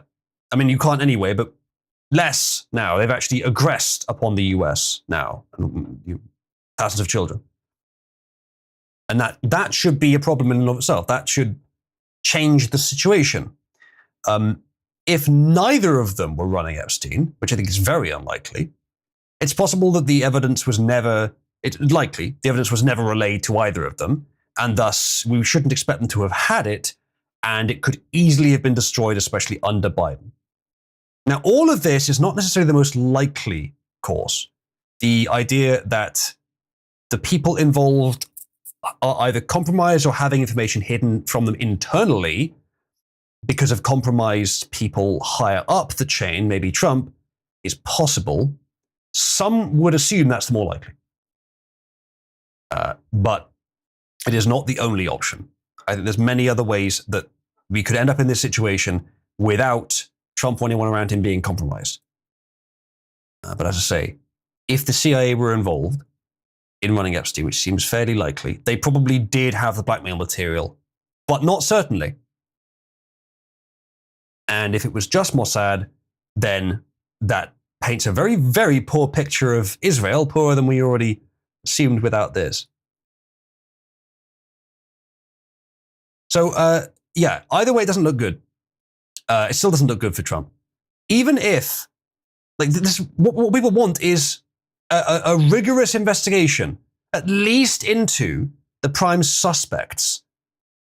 Like in Bill Clinton, and there's a few other major actors and celebrities, and probably politicians as well, who there just needs to be major investigations. Now, how do you even begin an investigation like this? I don't know. That's not my job. I'm not the one that's good at investigating stuff. The people who are good at investigating stuff are the people you should be hiring to investigate this.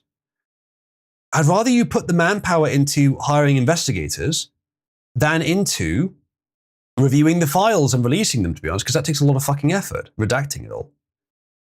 And if you had hired investigators and you could show that they were investigating these people, there wouldn't have been anywhere near the public outcry for you to release the documents, which the Democrats then wouldn't have been able to take advantage of and force you to waste all that time, not necessarily waste, but spend all that time redacting and treating them before release.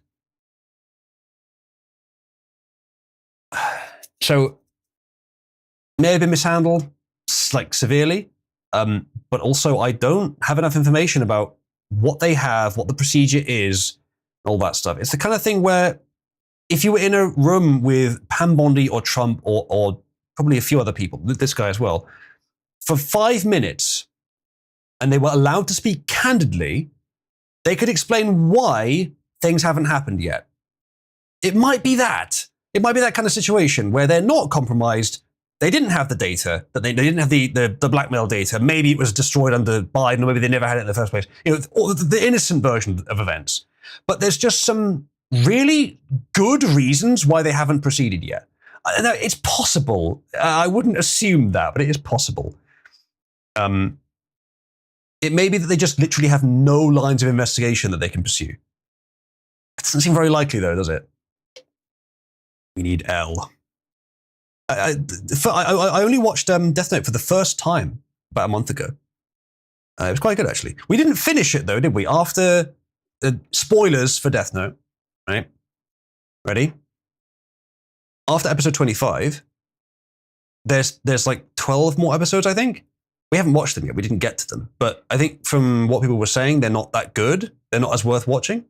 Chat, are they worth watching, those of you that have seen them? Yeah, straight. Again, with Iran, I don't think we know all the reasons Trump did what he did or all of the factors that went into it. There's always going to be things he can't say publicly. So there may have been an explanation back there that we would accept. I mean, Iran getting nukes as a possibility, for example. I don't know. People have been sick for years of Iran being like paid not to do a nuclear program, or them habitually crossing lines and everyone else just leaving them alone. If they were like doing that to Trump, crossing lines, and Trump just said, "You've crossed enough lines. You actually have to face consequences now." That is at least a strong move. Here's a question. Would we be this, still some, sure, but would we be this opposed to it if it wasn't what we assume Israel wants? Because what proportion of the dislike of the Iran war is coming from the assumption that it is because of subservience to Israel? And how much of it is coming from the fact that it's just a bad idea anyway? It's maybe about 50-50 for a lot of people.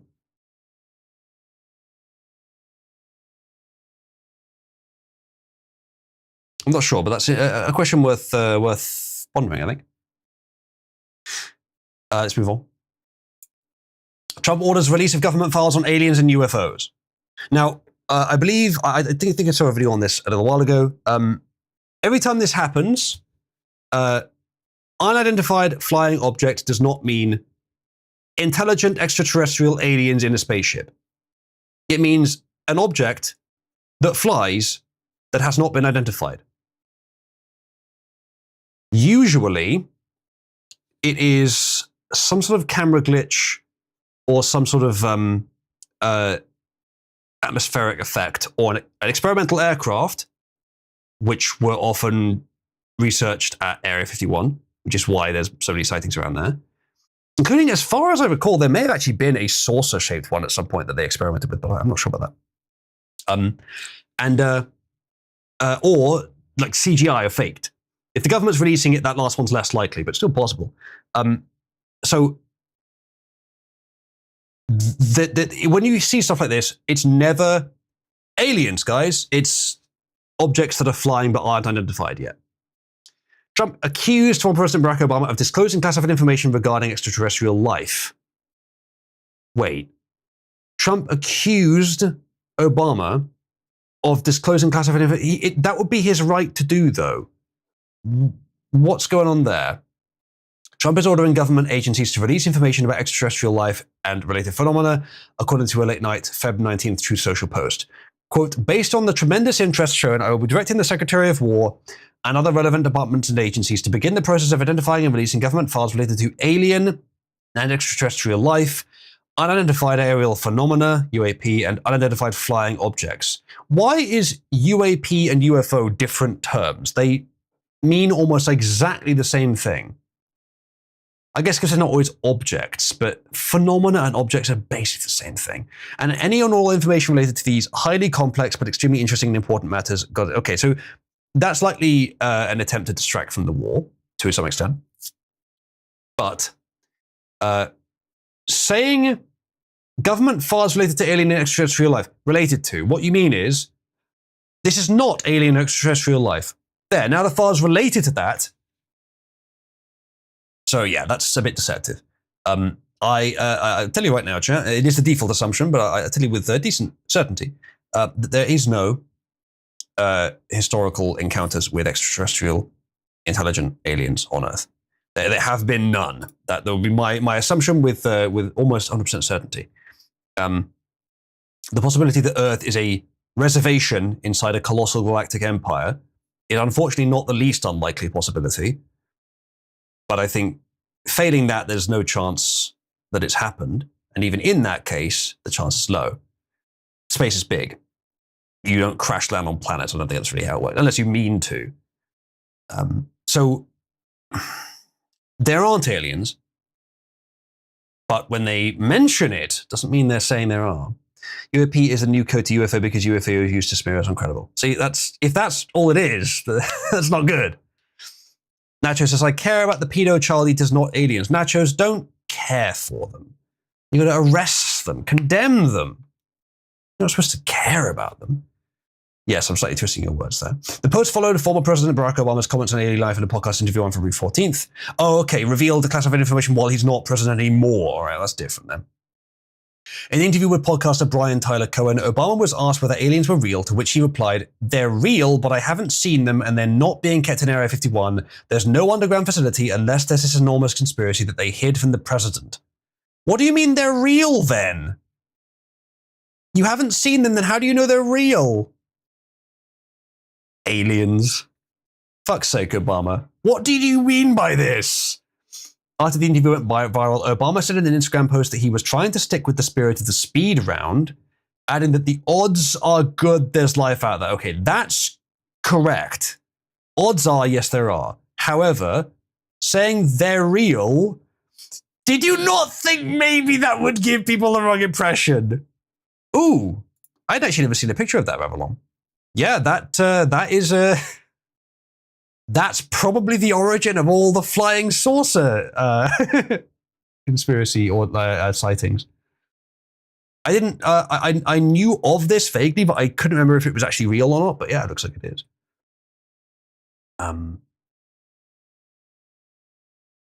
Straya says aliens are real. Question is if it's just moss and fish under the Europa ice shell, or if little green men exist. Life under the Europa ice shell is pretty likely. Yeah, I'd put that at a greater chance than sort of underground on Mars, for example. Though the latter is also possible. Even if advanced intelligent life does exist, the odds of them being close enough are astronomical, pun intended.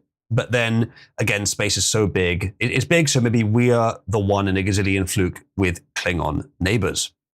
There's all kinds of possibilities, and I do enjoy discussing it. But it's all very much speculation. The article on the thing. Thank you, Roland. I'm sure that's very interesting. I'm not going to look at it now, but maybe another time. But yeah, I did remember that something like this had existed. So yeah, that's a nothing burger story. Obama's response, it sounds kind of honest that he's saying, I was sticking with the spirit of the show. I wasn't, it was a speed round. I just meant it almost certainly does exist somewhere. Like, because the size of space means that if you say aliens exist, statistically, you're almost certainly right. But saying it from a position of authority, like Obama, makes it sound like you actually know they exist, not just that you're statistically assuming it based on extremely high chances. So misleading, but an honest mistake. And if it was some sort of speed round, then I kind of get it. And him coming out and saying that afterwards also kind of makes sense. If he wanted to cover up that there were aliens, he wouldn't have said yes, would he? So I don't think there's much of a cover up here. And Trump deciding to release the information is like, ooh, this thing went viral. Obama's getting attention. I'm in a position to take that attention away and distract from the Iran war. So let's just say we're going to release stuff and word it as if aliens are real, but they're not. What they're going to release might be a nothing burger as well. I mean, even from the perspective of knowing aliens aren't real, but seeing it might be interesting. It probably isn't. Might be almost nothing to reveal. Well, that was a fun story. Anyway, let's see what else there is. I think we'll just do... I think actually probably that's fine. There is some other stuff. But we could do that another time. What time? Oh, welcome back, Ginger. We're just about to end, actually. What time is it? It's Excellent. I had to figure out how long. Time for me to aggressively pour tea into them. One True. moment. I got to figure out how long I've been going from what time it is because I had to restart the stream, didn't I? So I think I've been going for about 4 hours now, almost 4 hours. TLDR, the intention of the thing was not realized. It could at best function as a hover car. Well, that's pretty cool though. Okay, so chat. As of now, there are options for what to do next. Let us see where horse bouncing is on the board. Right. It's pretty high up. Ginger, there's no need to do that into the stream. There's no need to do that into the stream, Ginger. I must restore Britishness to this stream. I mean, that could have been you pissing and we wouldn't know the difference. You'd like that, wouldn't you, Frenchie? No, and don't call me Frenchie. Well, don't do the voice then. I might do the voice again. Yeah, Frenchie. Specifically to mock the French, something you apparently are not capable of. Maybe there's an ulterior motive there, Ginger. Maybe you don't want the French mocked. Very suspicious. Indeed, that appears to be the intention. There's only one person capable of sufficiently mocking the French by imitation, and that is John Cleese. Can't trust anybody else to do so. I don't know if I've seen him do that, actually. The Germans, yes. But I haven't seen him do that with the... Oh, right, with the... Yeah, in the Holy Grail. It was all right. Anyway, okay. So we'll do a bit of Honspons. Let's see, where is it? It's 15k, so it's easily enough. We'll do a bit of Honspons. A French monster. Okay. Okay, so for those of you that are new here or only here for the politics, this is a fun little activity that we tend to do where we just play this dumb simulation game. Chat, press 1 for original horse bouncing. Press 2 for Malcatillo's custom Cabal-themed horse bouncing. Frog monster.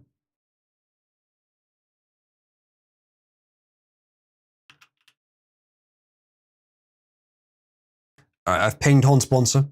3, I guess, is for people that don't mind either way, but most of the results are for 2, meaning the custom one. So, custom one it is.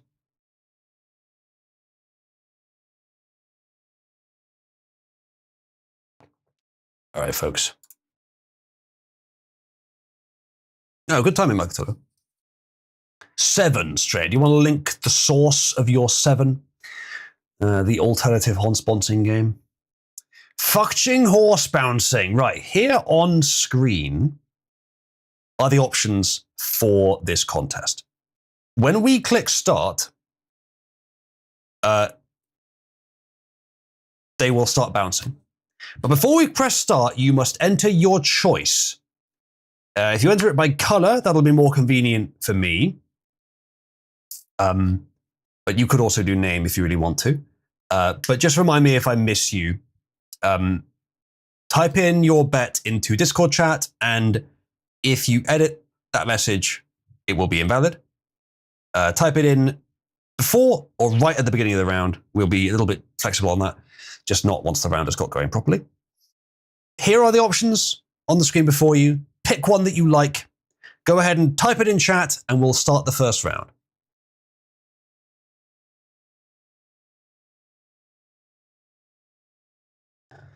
All right. Nachos is voting for herself. I will, of course, be exclusively voting for Bartholomew, the objectively correct option. Well, I assume you would, given it's yours. All right. Thank you, by the way, to be clear, to Malcatillo for making this game. Okay. We'll start with this map. Is this the map it always starts with? Is there like a fixed order? Okay. Everyone ready? Why is there no sound? Let me guess. that space footage was meant to have sound, but the sound on Firefox broke. And so it's not playing. Wouldn't that be fun?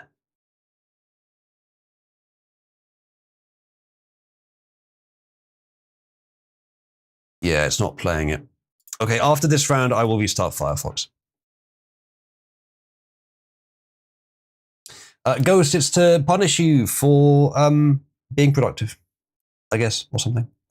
Technical difficulties, yeah, they happen sometimes. Well done to Cabby, who has successfully won. No one voted for Cabby. Looks like. All right, chat. I'm going to restart Firefox. And when it comes back, we should have audio. By the way, to YouTube chat, something's gone wrong with my YouTube.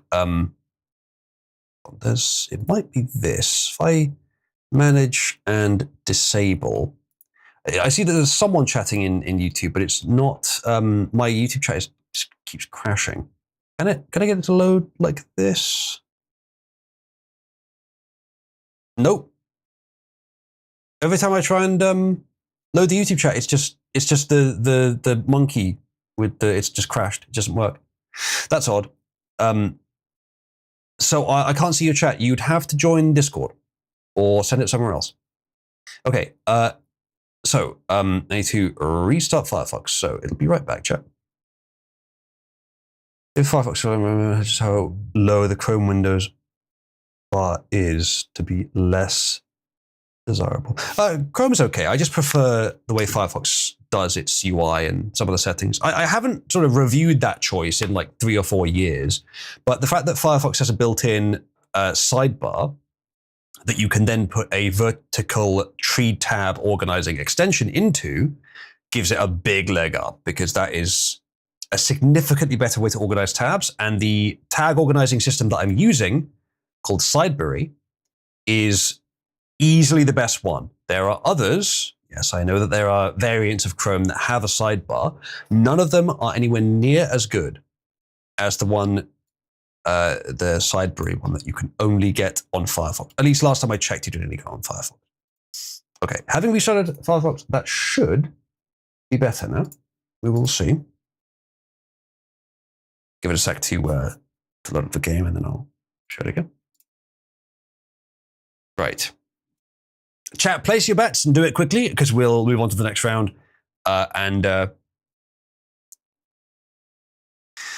Hopefully there's audio. If there's not, I might just not bother. The audio is not critical. Chat, press 1 if the audio is critical. That's better. All right, and it's Cabby and a Dirty Jew making a breakthrough. I don't think the Dirty Jew won a single time last time we played, which is pretty nice. Okay, this is what the map looks like without the overlay, without the art, by the way. Those little black lines are just areas it's a bit harder to pass through. Well done to Dai, who has won the game. And I believe Ravalon actually voted for Dai. So well done, Ravalon. You get 100 Cabal credit.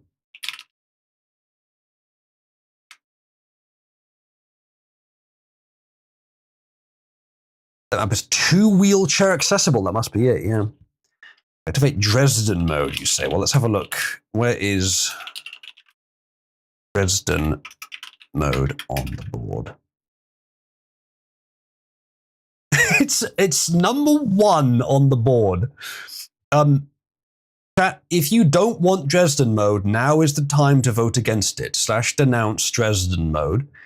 We'll do 1 more round probably, and then whichever is your choice. Maybe a bit more than 1, I don't know. If anyone's watching casually, I don't want to just scare them off with Dresden mode. All right. Next round. Someone newly supports it.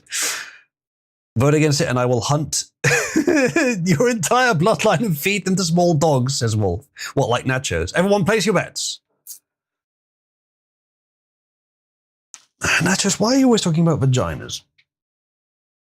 All right, ready?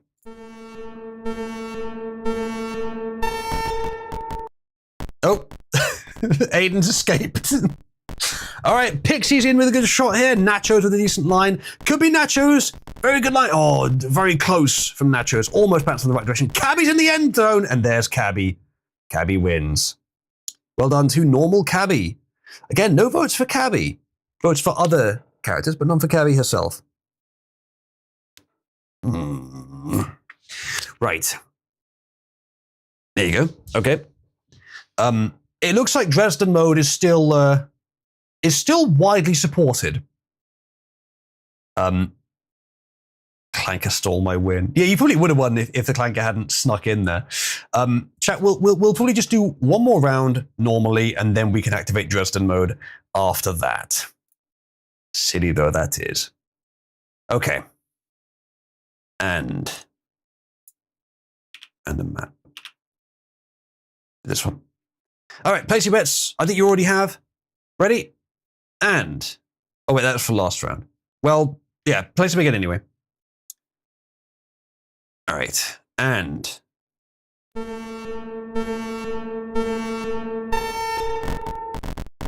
All right, Dark Cabby is the furthest ahead currently. Can she make it through the wall? No, but Cabby can.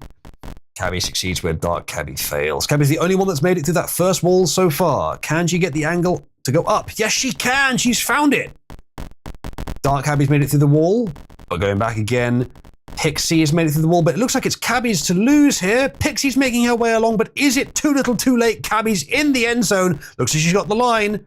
There it is. Cabby wins again. Is that the third time this session out of, 4 games that Cabby's won? Wow. All right, again. No one voted for Cabby that time. Wolf says who hasn't realized Dresden mode is just us not wanted to hear him. Am I even needed for this? Why would you not just play? Why would you not just go and find horse bouncing for yourself? If the commentary is that unpleasant to you, why do you even need me?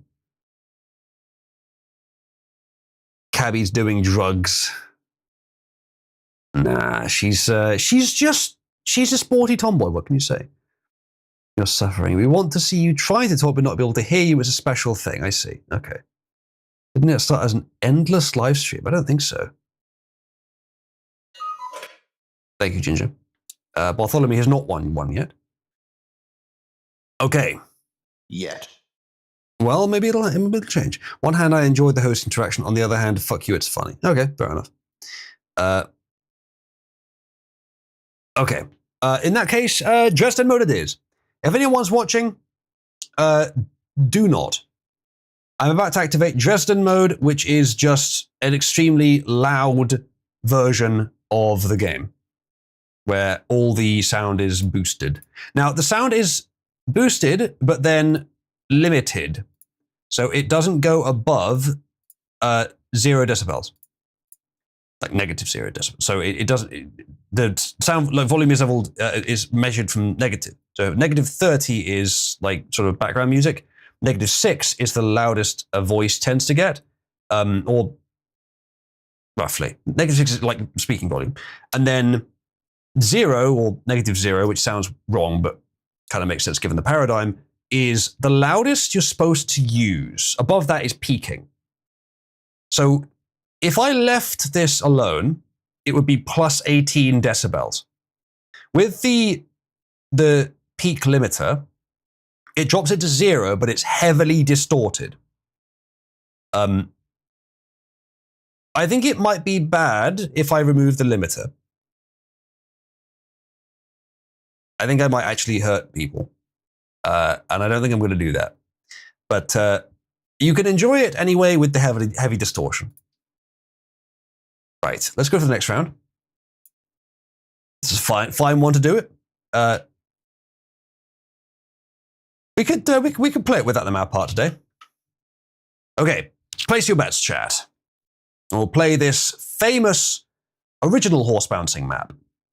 Malcatello, did you trace over the original map? Because it's quite well aligned. Is it perfectly aligned though? You probably used some sort of just a flood fill or something, right? It's not quite perfect, but it's very close. I reckon you did use some sort of fill tool for it, though. You did it automatically. Magic wand. Yeah, okay, that makes sense. It works. It works really well. You've done a good job. Okay. All right. Ready for Dresden mode, chat? This will be loud, or at least very distorted. Prepare yourselves. 3, 2, 1.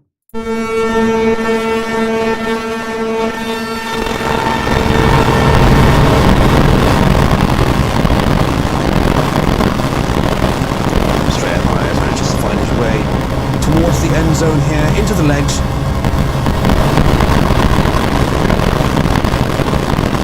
Stray has got through the taint hole, stuck in the chode. And back to the taint hole. Good job, Stray. Nacho's with an attempt now. Nacho's through the taint hole, stuck in the chode. I'm sure that's a familiar position for her. She can't hear me, it doesn't matter what I say. I can say anything I want about Nacho's right now. No one can hear me anyway. You lies. No, you can't.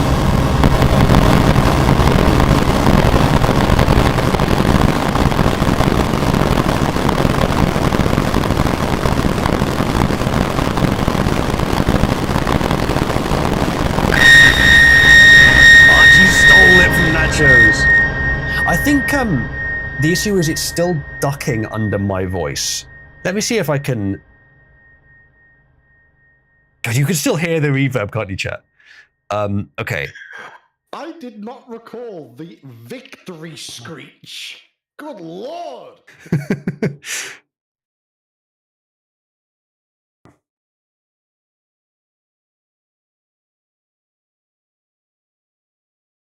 If I do that, it shouldn't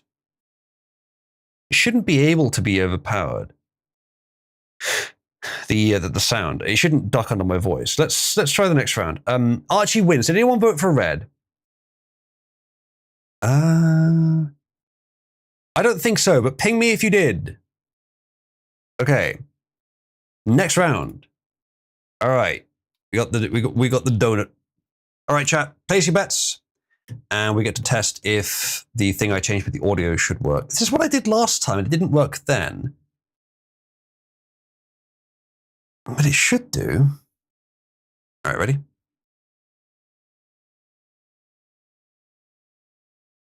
Testing, testing. Does this duck it?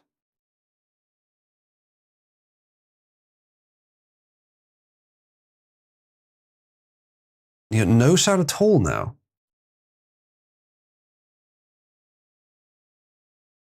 I got sound, by the way.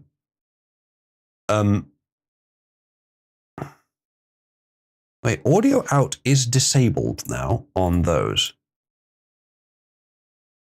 I didn't do that manually. Why did that turn off? That's very weird. Yeah, that's weird. Okay, I see what happened there.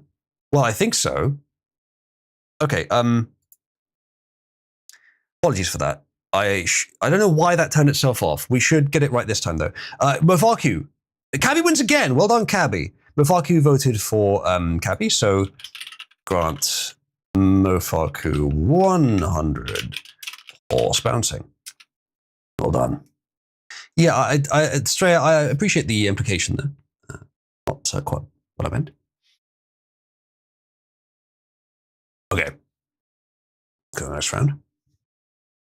Random map. This one will do. This people often leave this map. All right, place your bets, chat. We'll see if I've got the audio set up correctly this time.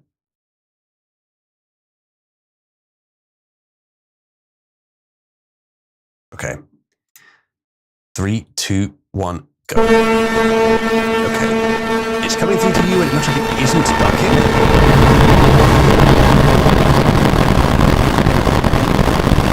Is it ducking under my voice, chat? It shouldn't be.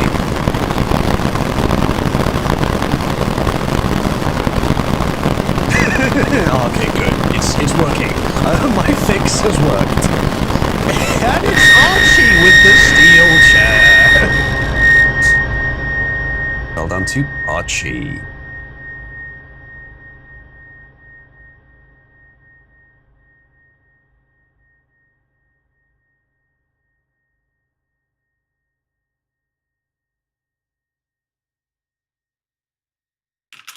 I love the fact that the reverb wind down legitimately takes about 30 seconds. Yes, it's quite crazy.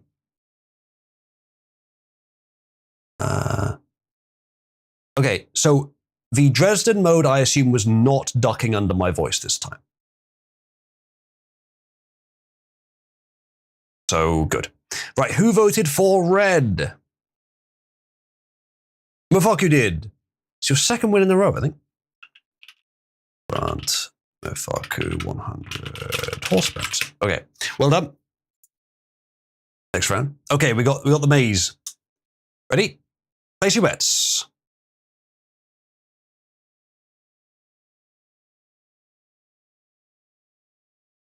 Quite a lot of people that haven't won around today. If they vote for a clanker, they lose credit instead of gaining it, says Wolf. I don't know how you're going to enforce that.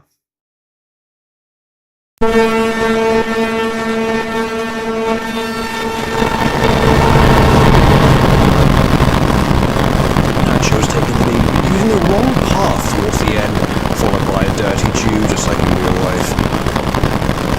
Aiden, the first into path towards the end here. Aiden with a decent line, not quite bouncing in the right direction. Cabby oblique enough might do so, but no, gave Archie the push he needed though. Archie's in position. Could he take it? It could be all over. Very close. It is all over. Archie wins again. Well done to Archie and all those who supported him. Nacho's charging down the wrong hole is another unfortunate trend, says Straya. You're just salty that Archie won again. My brilliant AI system has won it again, using the power of the great intelligence stored on my graphics card. Really is not that great. Local AI models are not very intelligent. But I contend 24 billion parameters is enough to pass the Turing test in text. Just as long as you don't know how to exploit it, then it's fine. Wolf, if you want no commentary, and if you want to be a danger to your audio hardware, that's on you. We don't care about mature e-sperm spawn. I have many questions. Where does sperm come into this? And don't say the vagina. Your child Archie. I mean, I guess the character is designed as older than me, but the character in its actual form is like a couple of months old. E-sperm. That's a new one. And there's some people that do, besides which. Not quite what I said, Will. Okay. Let's get, I think we did that map already. We'll do this one. Okay. Ready, chat? Let's just do 2 or 3 more. Place your bets.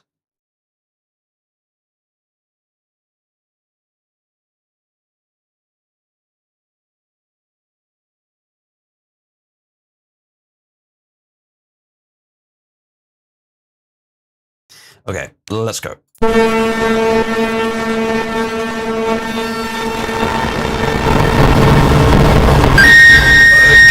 blazes directly to the goal. Almost before Straya even put the border separating the votes as the game began. I think that might actually be the record holder for quickest. I think it is. I think it is. Well done, Mofaku, who once again voted for Cabby. Cabby's doing very well this game. Straya typing rigged. Very appropriate, Ginger, and I know why. All right, next round. Chat, place your bets. This map is usually quite quick, but we haven't done it today. Score some fucking carrots. Yeah. Okay. Ready. Go,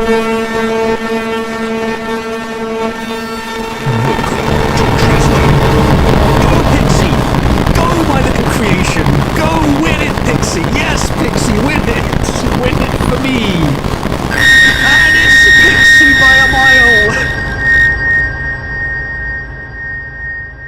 The power of yellow Crocs. Well done, Pixie. No one voted for Pixie, but that's fine. I believed in Pixie. All right. Next round. Let's see if we do a map that we haven't done yet. Yeah, we haven't done this. Oh, no, that's never mind. We have done that one. That's the water. We might do that one again, though, because it was very quick last time. So there is one we haven't done.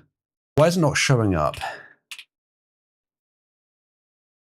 Tell me it wasn't removed. There it is. That's the one. Mavaku, sorry, not Mavaku. Malcatillo, would you consider allowing people to submit maps and you could add them to the game? He says yes. If any of you want to make a map, I assume, Malcatillo, that what they need to do is get maybe this specific pink, or would white be okay? And just draw over, like have a black frame and just draw, it's black and white, okay, fantastic, that works, that's so much easier. Just draw white pixels over the frame. Now, actually, no, I think, you're able to determine, you're able to use variable color, it's not just two color, is it? So yeah, that would be fine. Even if you have anti-aliasing turned on your brush, it would still work.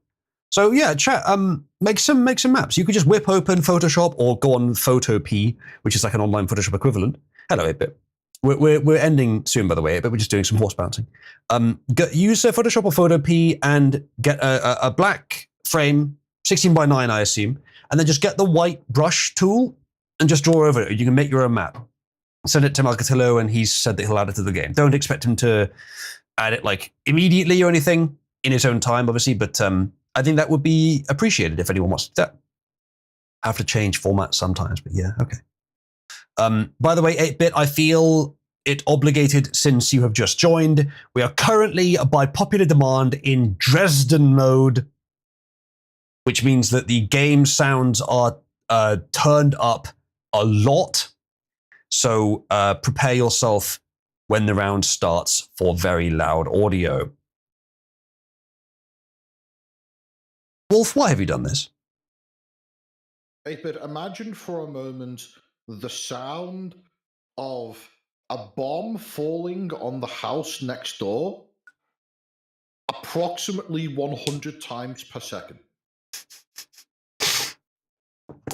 All right, chat, place your vote, place your bets. 8-Bit, I lament that I don't have the selection up to allow you to choose what to vote for.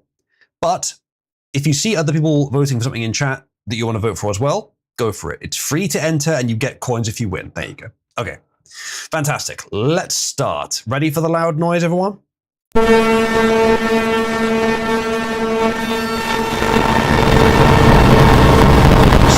takes the lead.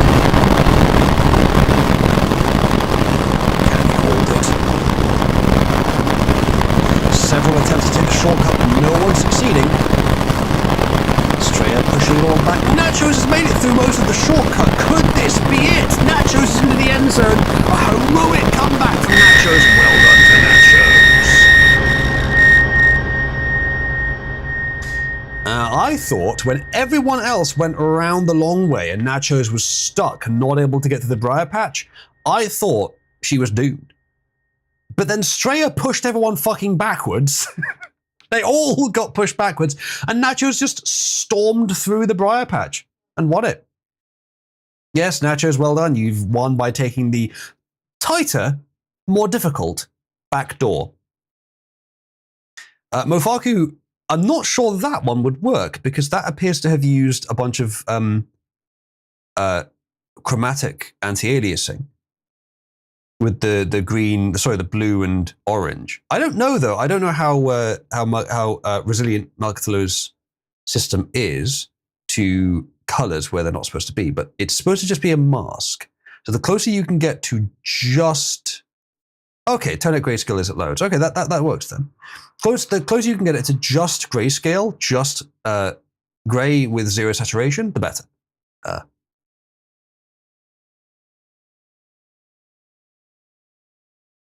Most full screen maps are 300 by 200. Then the art is twice that scale. Okay. Should be nice and easy, chat.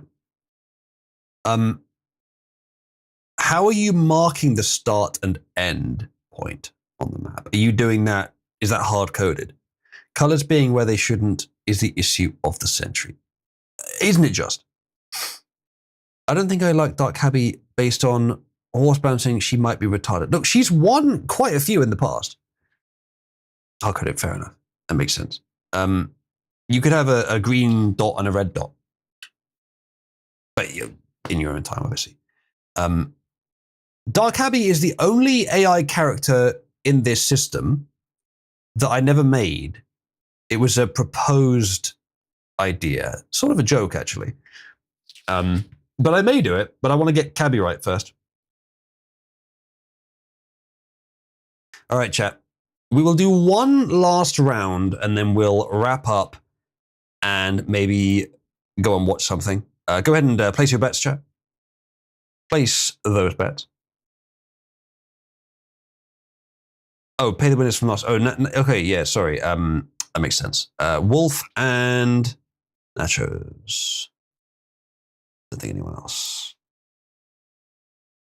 And Wolf 100. Horse bouncing. And Nachos 100. I will also grant it to Vil, I think, since it was very close to the bets closing, and because I don't think Vil's played this game very much. Okay, ready? Let's get a different map. We'll do this one again. Last round, chat. We'll do double winnings for this round, all right? And...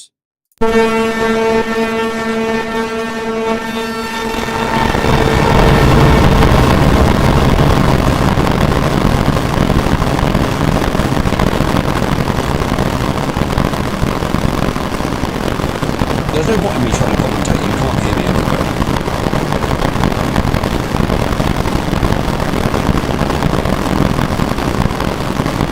No Shire links. This is interesting.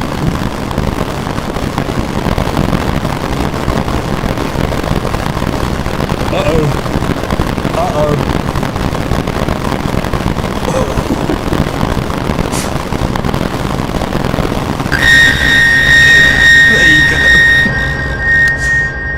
A Dirty Jew wins. His first win of the day and his first win in a while.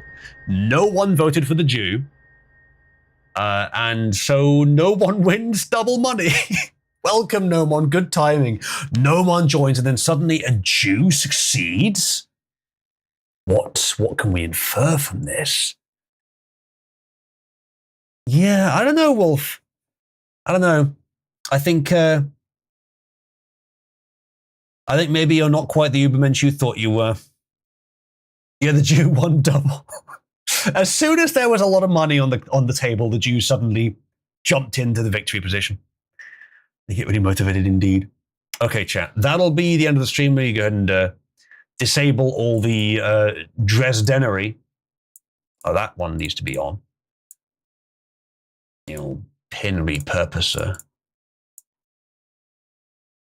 All right, these can all be turned off, and then this, I'll turn back the receiver power. Whenever I change the overpower, it turns off the audio output. That's very strange. Oh well. Okay, mute that, turn that to that, and that's done. Right, good. Thank you for joining, everyone. Hope you enjoyed the breasts, both in the foreground and the background. Let's see about the invention of copper wire. Yes. Two Jews fighting over a penny. Must have those two added already. Oh, very nice, Marketello. Well, we're ending anyway, but next time we will try to remember that and we'll use them. Right, chat. Hopefully you'll join me in Pit 1. After the stream, we will find something fun to watch because I want to go make myself food anyway. Maybe since no one's here now, we will pick up one of the animes we were watching recently as well. Or we could continue with Stigglegizer. We will figure it out in Pit 1. So if you're watching on some other platform, hop into Cabal and join us for whatever we choose to do. And I will see you for the next stream. Little update, I have been uploading clips to both Twitter and YouTube. Talked a lot about doing Twitter clip videos, and there's been some success there, but weirdly, I'm actually getting more views on YouTube. Sure why, but they're all just being uploaded to the Risky Wizard channel, which is where I also stream to. So the links in Discord to these streams, just go to that channel. They're all on there. Subscribe to it, and I'll keep uploading them. A bit slow because I've been working on other things recently and making clips, but I will continue, and they're doing fairly successfully. I find I'm able to maintain doing it fairly well. So that's that. Is there anything else? I think there's any new systems to report. I've been working the last couple of days on infrastructural code. It's the kind of thing that does not do anything itself, but makes other things able to do stuff. So new feature reveals, not likely in the next day or two, but possibly. I think the next thing I'm going to work on is do that purge system. And a lot of people are requesting that. Though no one currently active was, which doesn't push it up the board priorities that much, but I will still do it because I said I would. But I do also want to prioritize the system to register people's contributions into the Cabal credit system. I've been working so hard on the reforms, and then having like IRL stuff, and then for the past week I've been finally doing something I wanted to do instead. Not completely, but just a bit. I've been working so much on that I haven't really had time to focus on the monetization features. Intercrural code? I'm not sure what that means. I'm not sure what that's even a typo of. But yeah, I will bring Cabby back up as well. Intercrural is situated between the thighs. I had never heard that term before. Thank you, Wolf. That's good to know.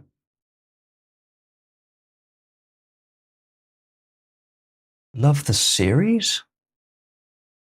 Oh, Mass Effect. Okay. Never heard of a thigh job. I've heard of a thigh job. I just never heard it called intercrural before. Well, new word added. Anyway, I will see you guys soon. Some of you very soon. Good night.